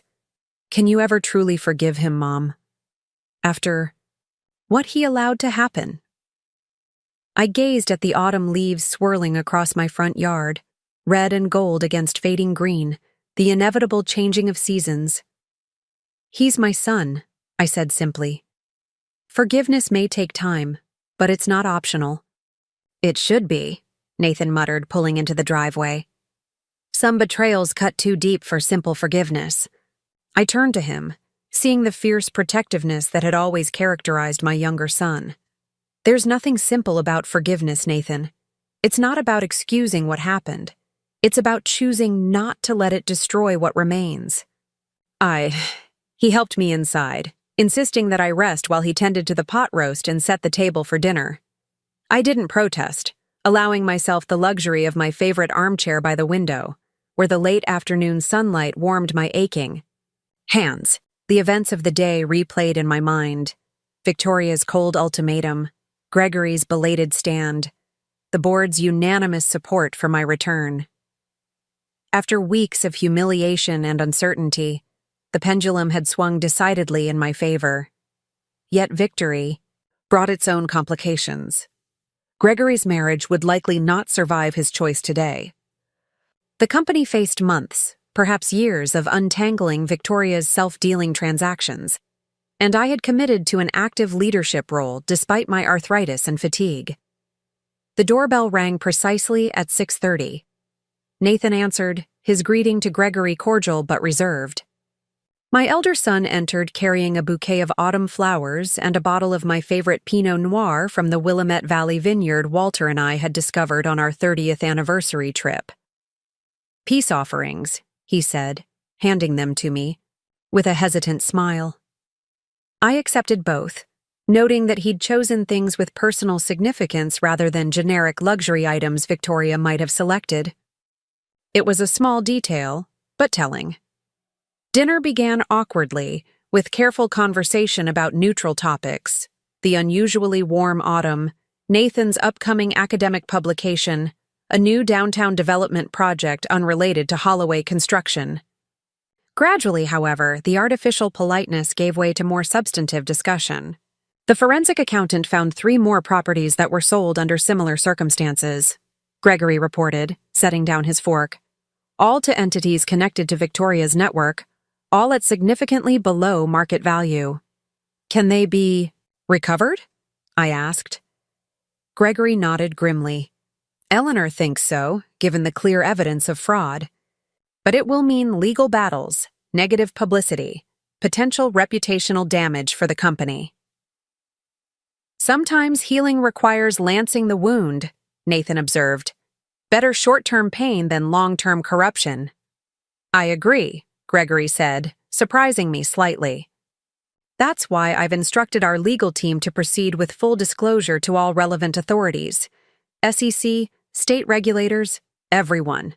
No hiding, no minimizing, no protected executives. Including yourself? Nathan challenged. Gregory met his gaze directly.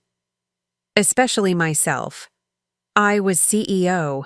The failure of oversight was ultimately my responsibility.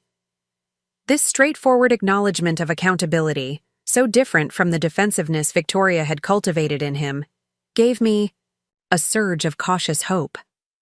Perhaps the sun I'd raised was still there, beneath the layers of influence his wife had exerted.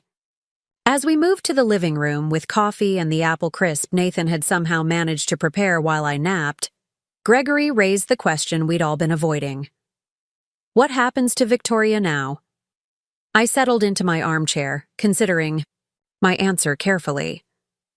Legally, that depends on whether the board votes to press charges for the forgery and fraud. Personally. I paused, searching for the right words. That's between you and her, Gregory. I won't presume to advise you on your marriage. He stared into his coffee cup as if it might contain answers. She's already meeting with divorce attorneys. Her assistant called to schedule time for her to collect personal items from our house while I'm at work tomorrow. I'm sorry, I said, and meant it despite everything. No mother wants to see her child's marriage end, even a marriage as problematic as this one had proven to be. Gregory looked up, his expression pained but resolute. I enabled her, Mom. For years. I looked the other way when she pushed you out of the company. I rationalized her treatment of employees, her disregard for the values you and Dad established. I even convinced myself that her concerns about your mental competence were legitimate. He set his cup down with a decisive click. That failure is on me, not her. Victoria simply pursued her ambitions with single-minded focus. I was the one who betrayed my own principles to accommodate them. Nathan, who had been unusually quiet, finally spoke. The question is, what principles will guide you going forward? Because rebuilding trust, with Mom, with me, with the company, will require more than words. I know, Gregory acknowledged. That's why I've asked the board to establish an ethics committee with external oversight, and why I want both of you involved in reshaping the company culture back to its original foundation. Even if that means less aggressive growth, I asked. Fewer international expansions? Lower quarterly profits? Even then, Gregory confirmed. Dad used to say that Holloway Construction wasn't built to make us rich, but to make us proud. I lost sight of that distinction. I won't again. We talked late into the evening, moving from immediate practical concerns, which executives loyal to Victoria might need to be replaced, how to address employee concerns, what to tell key clients, to deeper questions about family reconciliation and personal redemption. The conversation wasn't easy, with moments of tension and painful honesty, but it felt necessary. Healing. As the clock approached 11, Gregory rose to leave. I should go. You need rest, and we all have a challenging day ahead tomorrow. He hesitated at the door, looking suddenly vulnerable. Thank you for dinner, for listening, for... He gestured vaguely, searching for words. For not giving up on me completely. I stepped forward and embraced him, the first genuine physical contact we'd shared in months. You're my son, I said simply. That doesn't change, even when everything else does. After Gregory left, Nathan and I sat in companionable silence for a few minutes. Finally, he asked, Do you really believe he can change? That he won't fall back into old patterns once the immediate crisis passes? I considered the question seriously. I believe he wants to change. Whether he has the strength to maintain that commitment against resistance, from Victoria, from ambitious board members, from his own habits, remains to be seen. I smiled slightly. That's why I'm not retiring quite yet. Nathan chuckled. Keeping an eye on him from the executive chairperson's office? Guiding him, I corrected gently. There's a difference. The next morning, I woke early, my body still programmed for the janitorial shift that was no longer my responsibility. For a disorienting moment, I reached for the worn jeans and Holloway construction sweatshirt I'd been wearing for weeks. Then reality settled in, and I selected instead a tailored pantsuit from the back of my closet, slightly outdated by current fashion standards, but well-made and dignified. Nathan was already in the kitchen, preparing breakfast and scanning news headlines on his tablet. "Nothing about Victoria or Holloway construction yet," he reported, "though that will likely change once the legal filings become public." I nodded, accepting the cup of coffee he offered. "Eleanor will manage the public relations aspect. She has experience with corporate disclosure and fraud cases." We arrived at the Holloway construction headquarters at 8:30, a civilized hour, so different from my pre-dawn arrivals as a janitor. The security guard who had barely noticed me for weeks now jumped to attention, holding the door with a respectful, "Good morning, Mrs. Holloway." The lobby receptionist, who had once required multiple phone calls to verify my identity, now greeted me warmly by name. The swift transformation in how people treated me, from invisible cleaning staff to respected founder, was both gratifying and slightly disturbing. It highlighted how quickly social status could change, how conditional respect often was on external markers of position and power. As we rode the elevator to the executive floor, I made a quiet resolution. When this crisis was resolved, Holloway Construction would institute new policies ensuring that every employee, regardless of role, was treated with basic dignity and respect. No more invisible workers, no more disposable people deemed unworthy of simple courtesy. Gregory was waiting in the conference room, surrounded by stacks of files and multiple laptops displaying spreadsheets and property records. He looked as if he hadn't slept at all. "The audit team worked through the night," he explained, gesturing to the organized chaos. "We've identified at least 7 additional transactions that raise serious concerns, all processed with minimal documentation during periods when you were traveling or otherwise unavailable for consultation." I settled into a chair at the head of the table, my old seat during board meetings, which felt simultaneously familiar and strange after so long an absence. "Have you spoken with the board members individually? We need to ensure they understand the situation before the formal meeting." Gregory nodded. Most were shocked but supportive. Danvers from Regional Bank had questions about potential financial exposure, and Michaels from Pacific Development was concerned about active projects Victoria had been overseeing. "Michaels would be concerned," Nathan noted dryly.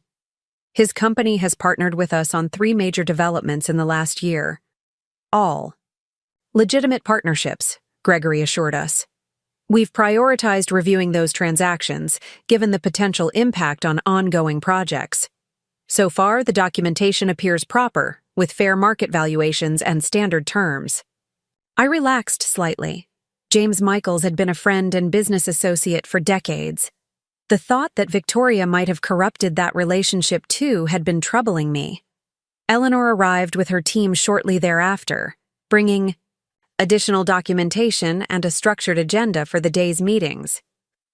"The criminal complaint regarding the forgeries has been filed," she informed us. "The district attorney is reviewing the evidence, but given Victoria's admission yesterday, an indictment seems likely." "And the property transactions?" I asked. Eleanor's expression turned grimly satisfied. "We've filed for injunctive relief to prevent any further sales or development of the undervalued parcels. The judge has scheduled an emergency hearing for tomorrow morning." The day unfolded in a series of meetings, each more detailed than the last. Financial analysts dissected transaction records. HR executives addressed concerns about loyalist employees Victoria had installed in key positions. Legal teams prepared for anticipated countermoves from Victoria's newly retained attorneys. Throughout it all, Gregory remained focused and decisive, demonstrating a commitment to transparency I hadn't seen in him for years. By late afternoon, we had established a clear path forward: full disclosure to authorities, targeted legal action to recover misappropriated assets, careful communication with employees and clients, and enhanced governance procedures to prevent similar situations in the future. As the last meeting concluded, Gregory approached me privately. "Victoria's assistant called again. She wants to meet with you." I raised my eyebrows in surprise. "With me? Why?" "She didn't say, only that it's important and she'd prefer to speak without attorneys present." Nathan, overhearing, immediately objected. "Absolutely not. She's trying to manipulate the situation as usual. Whatever she has to say can be said through proper legal channels." I considered the request thoughtfully. Victoria had proven herself calculating and dishonest, yet her desire to meet now, when her legal position was clearly compromised, suggested something beyond simple strategic maneuvering. "I'll see her," I decided, ignoring Nathan's frustrated sigh. "But here, in my office, with security nearby." Gregory nodded. "I'll arrange it. When?" "Tomorrow morning, before the injunction hearing, 9 a.m. As we prepared to leave for the day, Manuel appeared in the doorway of the conference room.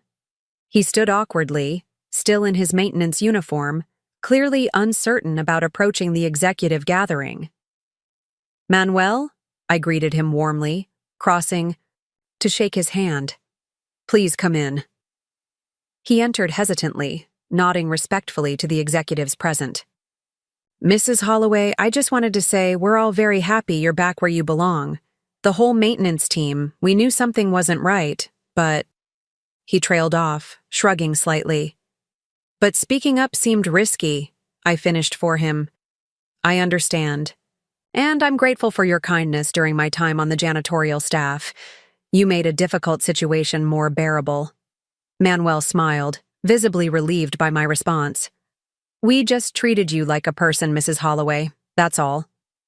"Like a person," I repeated softly. "Something everyone deserves, regardless of their position." I turned to Gregory. "Manuel should be part of the team developing our new employee dignity protocols. He understands the issues from ground level." Gregory blinked in surprise, then nodded. "Of course, that's an excellent suggestion." Manuel looked startled but pleased. "I would be honored, Mrs. Holloway." As he left, Nathan gave me an approving smile. "Starting the changes already?" "No time like the present," I replied, "especially when you've seen both the penthouse and the basement views of a company's culture." That evening, as Nathan and I prepared a simple dinner at home, I found myself contemplating the meeting with Victoria scheduled for the following morning. What could she possibly want from me now? Leniency regarding the criminal charges? Some form of financial settlement? A promise not to publicly humiliate her as she had done to me? "You're thinking about Victoria," Nathan observed, noting my distraction as I absently stirred the soup we were preparing. I nodded, trying to anticipate her angle. "Her angle is always self-interest," he said dismissively. "Whatever she wants. Tomorrow will benefit Victoria first and foremost." "Undoubtedly," I agreed. "But understanding her specific objective might help us prepare." Nathan set down the bread knife he'd been using and faced me directly. "Mom, please be careful. Victoria has proven herself manipulative and unethical. Even cornered, she's dangerous." I patted his hand reassuringly. "I've seen her worst, Nathan. I've emptied her trash bins and scrubbed her toilet. Whatever power she once held over me through intimidation or social position is gone." He nodded reluctantly. "Just promise you won't meet with her alone." "I promise," I assured him. "Security will be nearby and I'll have my phone ready to record if necessary." We ate dinner discussing lighter topics. Nathan's students back in Boston, David's upcoming medical conference, the community garden project I hoped to resume now that my unexpected janitorial career had ended. It felt good to contemplate a future beyond crisis management, to remember that life would eventually return to some version of normalcy. As I prepared for bed that night, I found myself drawn to the family photographs on my bedroom dresser. Walter in his favorite fishing hat, laughing beside our first major construction site. Gregory and Nathan as teenagers, arm wrestling at a company picnic. Victoria and Gregory on their wedding day, her smile brilliant but, with hindsight, noticeably focused on the camera rather than her new husband. Had there been warning signs from the beginning? Red flags I'd chosen to ignore out of desire? For my son's happiness? Perhaps. But dwelling on past misjudgments served little purpose now. Tomorrow would bring its own challenges, starting with whatever Victoria had planned for our morning meeting. I placed the wedding photo face down in the drawer. Some chapters needed to close before new ones could begin. The following morning dawned clear and crisp, Portland's autumn chill settling into my bones as I dressed for my meeting with Victoria. I chose my outfit carefully, a charcoal gray suit I'd worn to countless negotiations over the years, paired with the pearls Walter had given me on our 40th anniversary. Armor of a sort, reminding me of my own strength and history. Nathan hovered as I prepared breakfast, his concern evident in every glance. "I still think this is a mistake," he said, pouring coffee neither of us needed given our nervous energy. "Victoria doesn't deserve a private audience with you." "This isn't about what she deserves," I replied, spreading jam on toast I had no appetite for. "It's about closing this chapter properly, on my terms, rather than hers." We arrived at Holloway. Construction 30 minutes before the scheduled meeting. The building felt different now, no longer the site of my humiliation, but slowly returning to the place of pride it had been for decades. Employees nodded respectfully as we passed through the lobby, a few even stopping to welcome me back officially. Gregory was waiting in my restored office, Walter's old space, which Victoria had transformed into a minimalist showcase during my absence. Already, small touches of its former character had returned. The vintage blueprint of our first major project framed on the wall, the weathered leather visitor chairs that prioritized comfort over aesthetics, the family photos restored to their place of honor on the credenza. "She's downstairs in the lobby," Gregory reported, his expression tense. "Security will escort her up at 9 exactly." I nodded, settling behind the desk that had once been Walter's, then mine, then Gregory's, and now mine again. The oak surface bore the marks of decades, small scratches and water rings that told the story of Holloway Construction's evolution from struggling startup to regional powerhouse. "I'd like to speak with her alone initially," I said, "but with you and Nathan nearby, perhaps in the conference room next door with the connecting door ajar." Gregory agreed, though Nathan looked displeased with the arrangement. "I still think Eleanor should be present for this," my younger son insisted. "Eleanor will join us for the legal meeting afterward," I reminded him. "This conversation needs to happen personally first." At precisely 9 o'clock, my assistant, rehired from the retirement she'd taken when Victoria pushed her out, announced Victoria's arrival.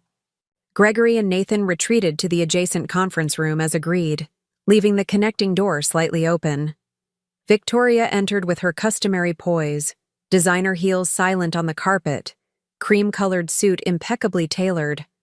Only the tightness around her mouth and the shadows beneath her expertly concealed eyes betrayed any distress over her dramatically altered circumstances. "Winifred," she greeted me, her tone carefully neutral. "Thank you for agreeing to meet." I gestured to one of the leather chairs. "Please sit." She did so, crossing her legs and placing her handbag precisely beside her, small movements that spoke of controlled tension. For a moment, neither of us spoke, the silence stretching between us like a fragile glass thread, ready to shatter at the slightest pressure. "Congratulations on your reinstatement," Victoria said finally, her voice holding just a hint of its usual sharpness.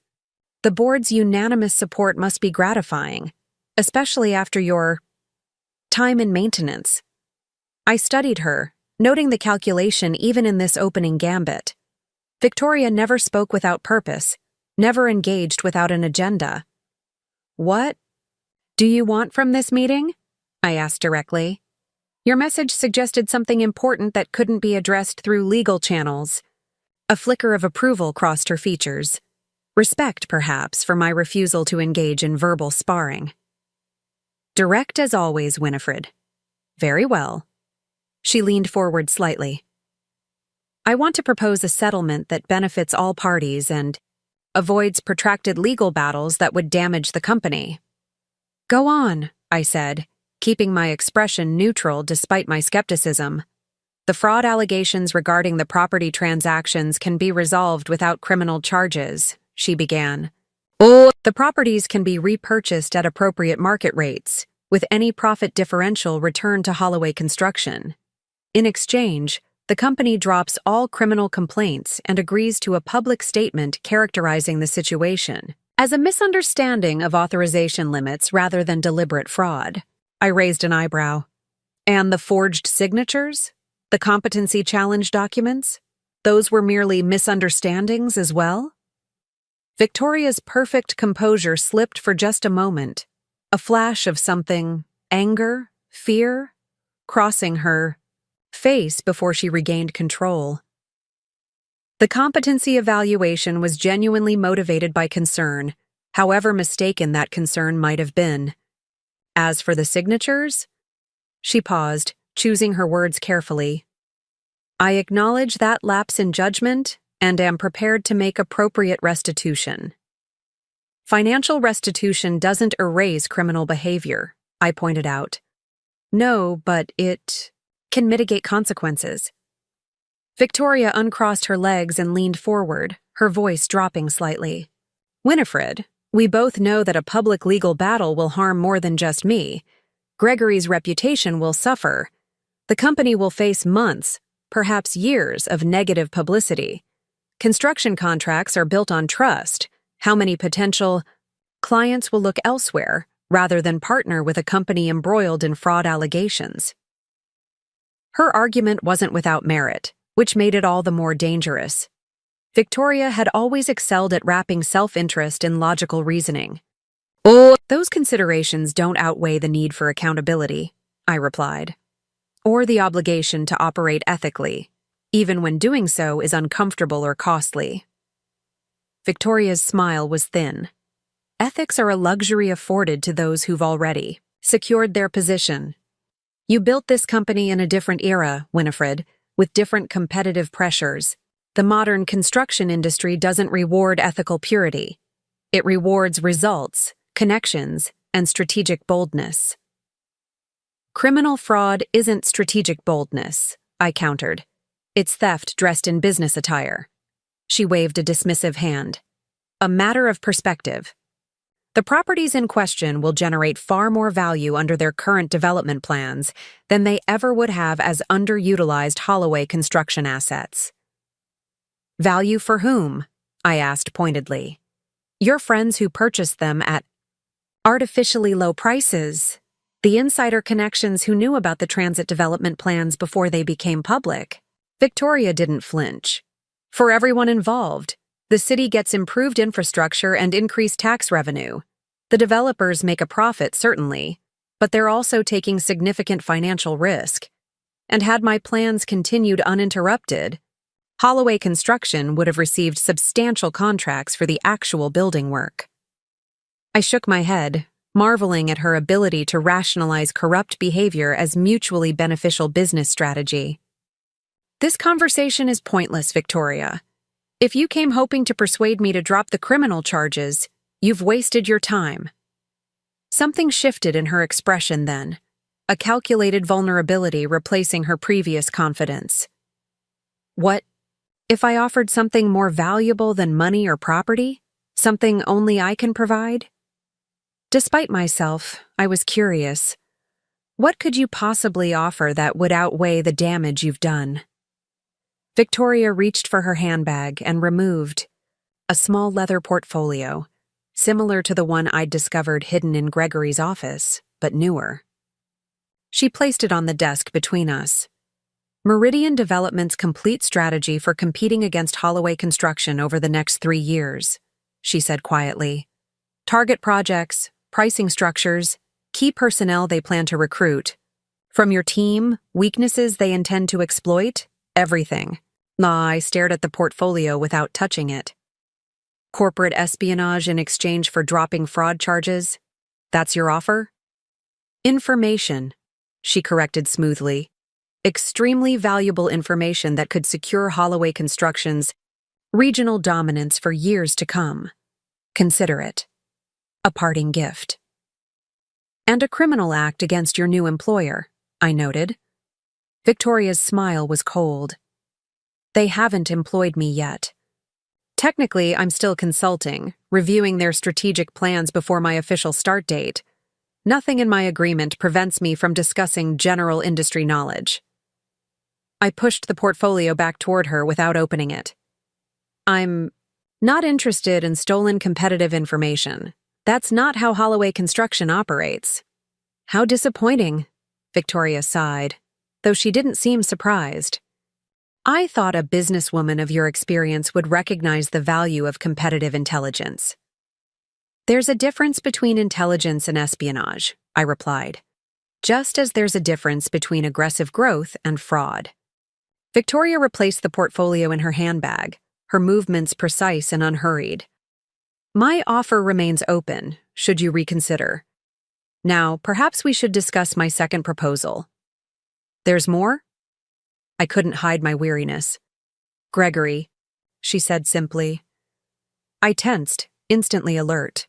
What about him? His position in all this is legally precarious, Victoria observed. As CEO, he bears ultimate responsibility for oversight failures. The board might support him currently, but if criminal proceedings begin, that support could quickly erode. The threat was thinly veiled, but unmistakable. Are you suggesting you would implicate Gregory in activities he knew nothing about? Victoria's expression remained impassive. I'm suggesting that memory and perception are subjective. My recollection, of which decisions were made jointly and which were made independently, might evolve as the legal pressures intensify. Anger flared within me, hot and clarifying. You would perjure yourself to damage Gregory's reputation? Your own husband? Ex-husband soon enough, she corrected. And I would protect myself using whatever means necessary. That's simply pragmatism. I leaned forward, meeting her gaze directly. That's extortion, Victoria. And if you think threatening my son will make me more likely to accept your settlement offer, you've fundamentally misunderstood who you're dealing with. For the first time in our conversation, genuine surprise flickered across Victoria's features. You would risk Gregory's professional reputation, perhaps even his freedom, rather than compromise on the fraud charges? I would trust the truth to prevail, I replied steadily. Gregory made mistakes in judgment and oversight, certainly. He allowed you too much unsupervised authority and ignored warning signs that should have alerted him. But he didn't forge signatures or engage in self-dealing property transactions. The evidence will show that. Victoria studied me for a long moment, as if reassessing her opponent. You've changed, Winifred. The woman I manipulated into accepting a janitorial position would never have stood this firm. I haven't changed, I corrected her. I've simply stopped underestimating the depth of your calculation. The janitorial position taught me that, watching you operate when you thought I was invisible, beneath your notice. A hint of genuine curiosity entered her voice. Yet you accepted that humiliation without complaint. Why? Because dignity isn't determined by how others treat you, but by how you respond to that treatment, I said. And because sometimes the only way to understand what's happening in the basement is to work there yourself. Victoria nodded slightly as if acknowledging the point. A perspective I've never particularly valued. The view from the penthouse has always been more appealing. And now? I asked. With criminal charges looming and your carefully constructed corporate ascent in jeopardy? Her composure never faltered. Now I adjust my strategy and move forward. One setback doesn't define a career, Winifred. Surely you learned that building this company. The comparison grated, but I refused to show it. The difference is ethics, Victoria. Recovering from honest setbacks builds character. Recovering from criminal behavior requires something else entirely. She glanced at her watch, a diamond-studded timepiece that probably cost more than most Holloway employees earned in a month. I can see we're unlikely to reach an understanding today. My attorneys will contact Eleanor regarding formal settlement discussions. She rose gracefully, smoothing her immaculate suit. A final thought for your consideration. Justice and vengeance often masquerade as each other. Be certain you know which one is motivating your decisions. With that parting philosophical jab, she turned to leave. At the door, she paused, looking back over her shoulder. Gregory was happier before you returned, you know. Less conflicted, more confident in his vision for the company. Your influence has always made him second-guess himself. The barb was calculated to wound, to provoke an emotional response that might undermine my composed rejection of her offers. I refused to give her that satisfaction. "Goodbye, Victoria," I said simply. "Security will escort you out." After she left, Gregory and Nathan emerged from the conference room, their expressions a mixture of anger and disbelief. "She actually tried to blackmail you," Nathan said, his voice tight with outrage. "Using Gregory as leverage.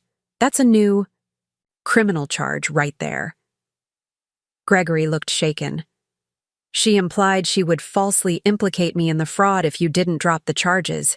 That's—" He struggled for words. "That's beyond calculation.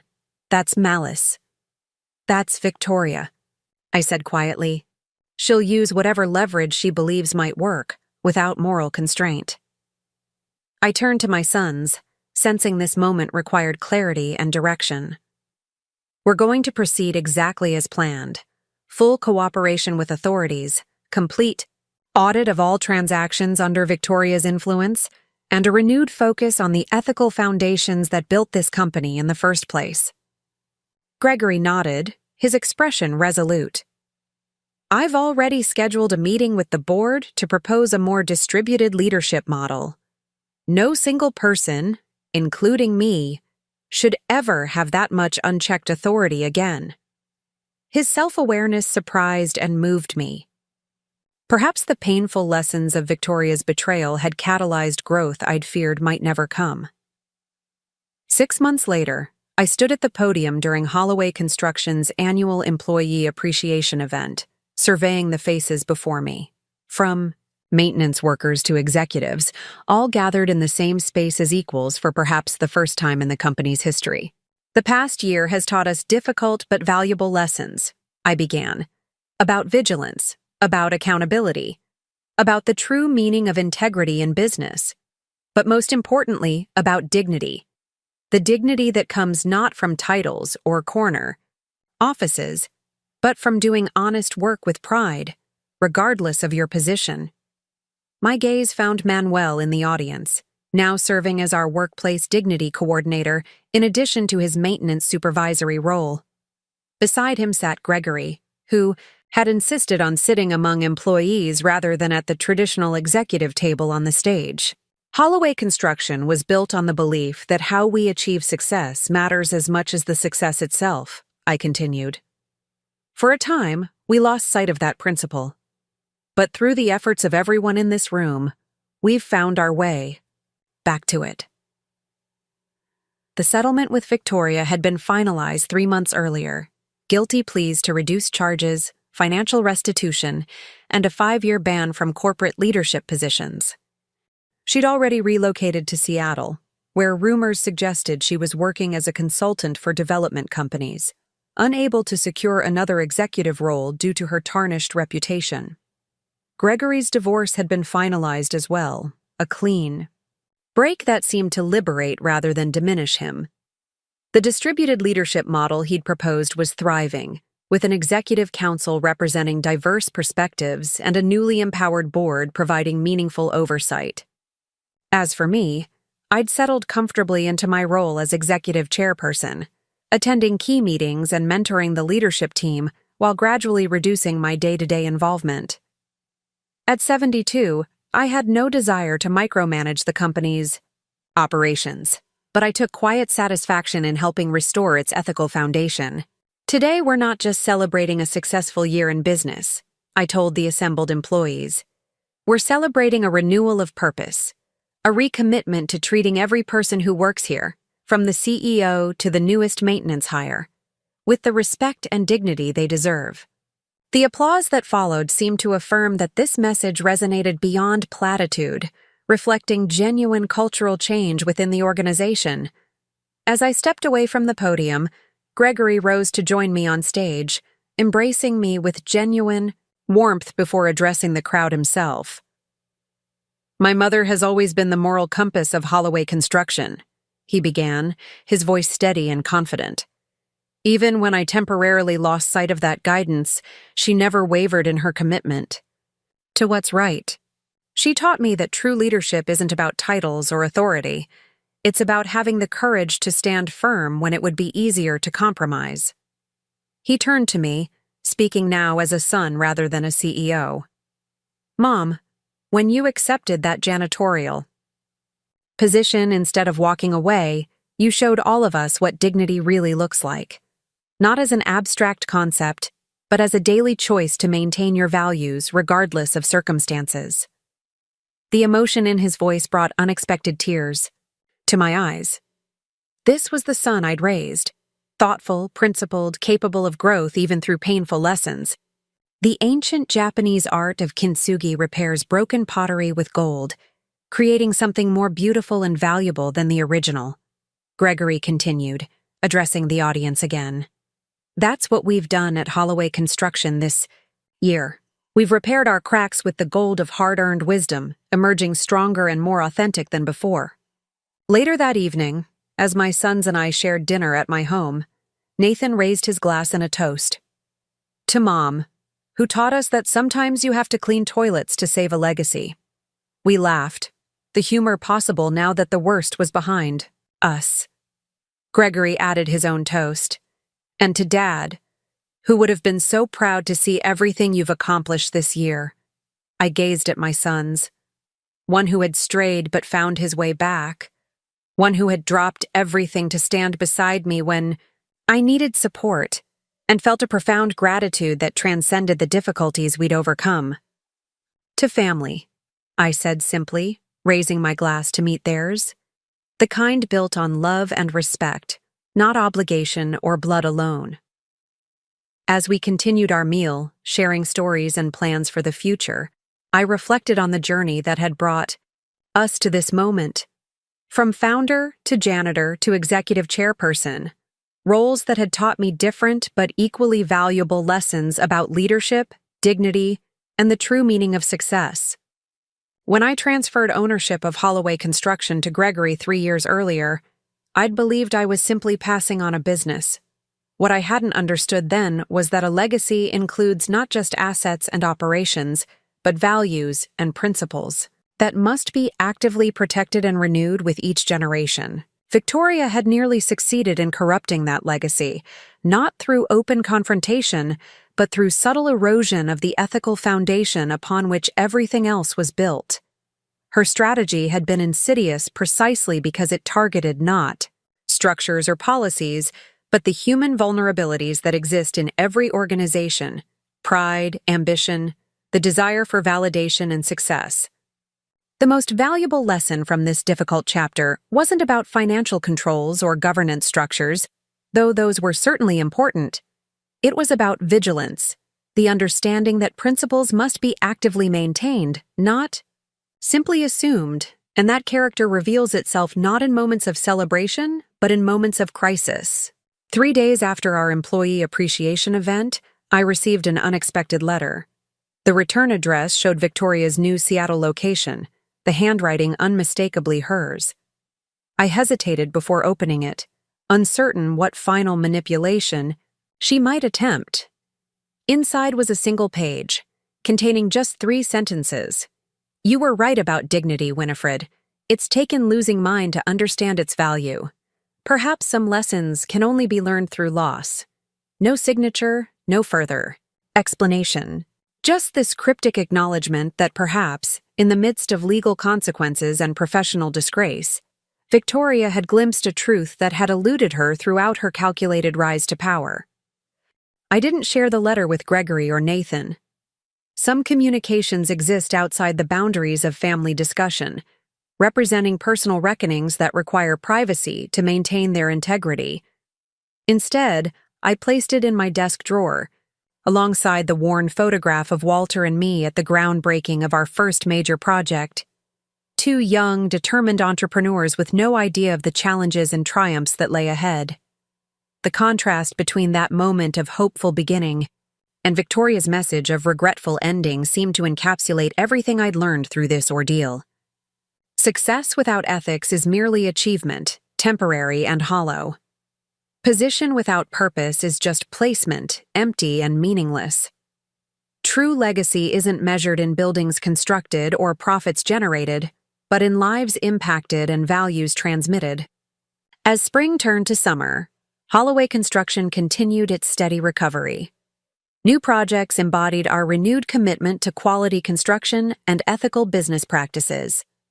The distributed leadership model Gregory had implemented was proving remarkably effective, with diverse perspectives strengthening decision-making and preventing the kind of isolated authority Victoria had exploited.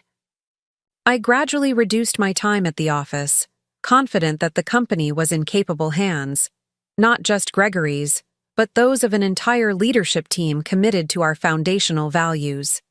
My role became more advisory than operational, a transition that felt appropriate as I approached my 73rd birthday. On a warm July afternoon, Manuel invited me to tour the company's maintenance facilities, areas I'd become intimately familiar with during my janitorial days, now transformed through the workplace dignity initiatives he championed. We've upgraded the break rooms, installed proper ventilation in the supply storage areas, and created scheduling systems that respect personal time, he explained as we walked through spaces I'd once cleaned in pre-dawn solitude. Small changes that make a big difference in how people feel about their work. And how they feel about the company, I added, noting the pride evident in his voice. Manuel nodded. Exactly, Mrs. Holloway. People don't just want a paycheck. They want to matter, to be seen. I smiled, recognizing the profound truth in his simple statement. Something I learned firsthand scrubbing toilets at dawn, Manuel. There's no better teacher than direct experience. He hesitated, then asked the question that perhaps many had wondered but few had voiced. Why did you do it, Mrs. Holloway? Accept that position when you could have fought back immediately? I considered his question carefully. Because I needed to understand what was happening from the inside, not just hear about it secondhand. And because sometimes, Manuel, the only way to fight effectively is to gather your evidence quietly while your opponent believes they've already won. He nodded thoughtfully. A lesson from your generation worth remembering, Mrs. Holloway. As I drove home that evening, I found myself reflecting on the strange, difficult journey of the past year. From comfortable retirement, to humiliating janitorial work, to triumphant reinstatement, and finally, to this peaceful transition toward a new chapter. The house I returned to was not the silent, empty space it had once been. Gregory stopped by several times a week for dinner, or simply to share company. Nathan called regularly from Boston, planning his next visit. Even David, my son-in-law, had re-established connection after years of Victoria-imposed distance. I settled onto my back porch with a glass of iced tea, watching the golden summer evening light play across the garden Walter and I had planted, decades earlier. The rose bushes needed pruning, the vegetable beds required weeding, but the bones of the space remained strong and vital, much like the company we'd built together. My phone chimed with a message from Gregory. Board unanimously. Approved the employee ownership plan today. Implementation begins next quarter. None of this would have happened without you, Mom. I smiled, typing back. It happened because you chose to lead with values, not just authority. Your father would be proud. The employee ownership structure had been Gregory's idea, a profit-sharing model that would gradually transfer portions of company ownership to long-term employees at all levels, ensuring that Holloway Construction's success benefited everyone who contributed to it, not just executives and shareholders. As I set the phone aside, I contemplated how profoundly my understanding of legacy had evolved through this ordeal. What I'm leaving behind isn't just a successful construction company, but a living example of resilience, ethical leadership, and the dignity that comes from aligning actions with values, even when that alignment requires cleaning toilets in your own building. The sun dipped lower on the horizon, casting long shadows across my garden. Tomorrow would bring new challenges, new opportunities to continue this renewed journey. But for now, in this peaceful moment, I felt the quiet satisfaction of having faced adversity not just with determination, but with dignity, the kind that can never be taken away because it comes from within. I had given my son our family business, and his wife had indeed made me work as a janitor. But when I called my attorney, I reclaimed not just my company, but something far more valuable: the integrity at the heart of everything we'd built.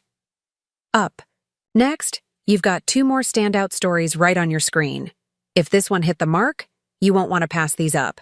Just click and check them out.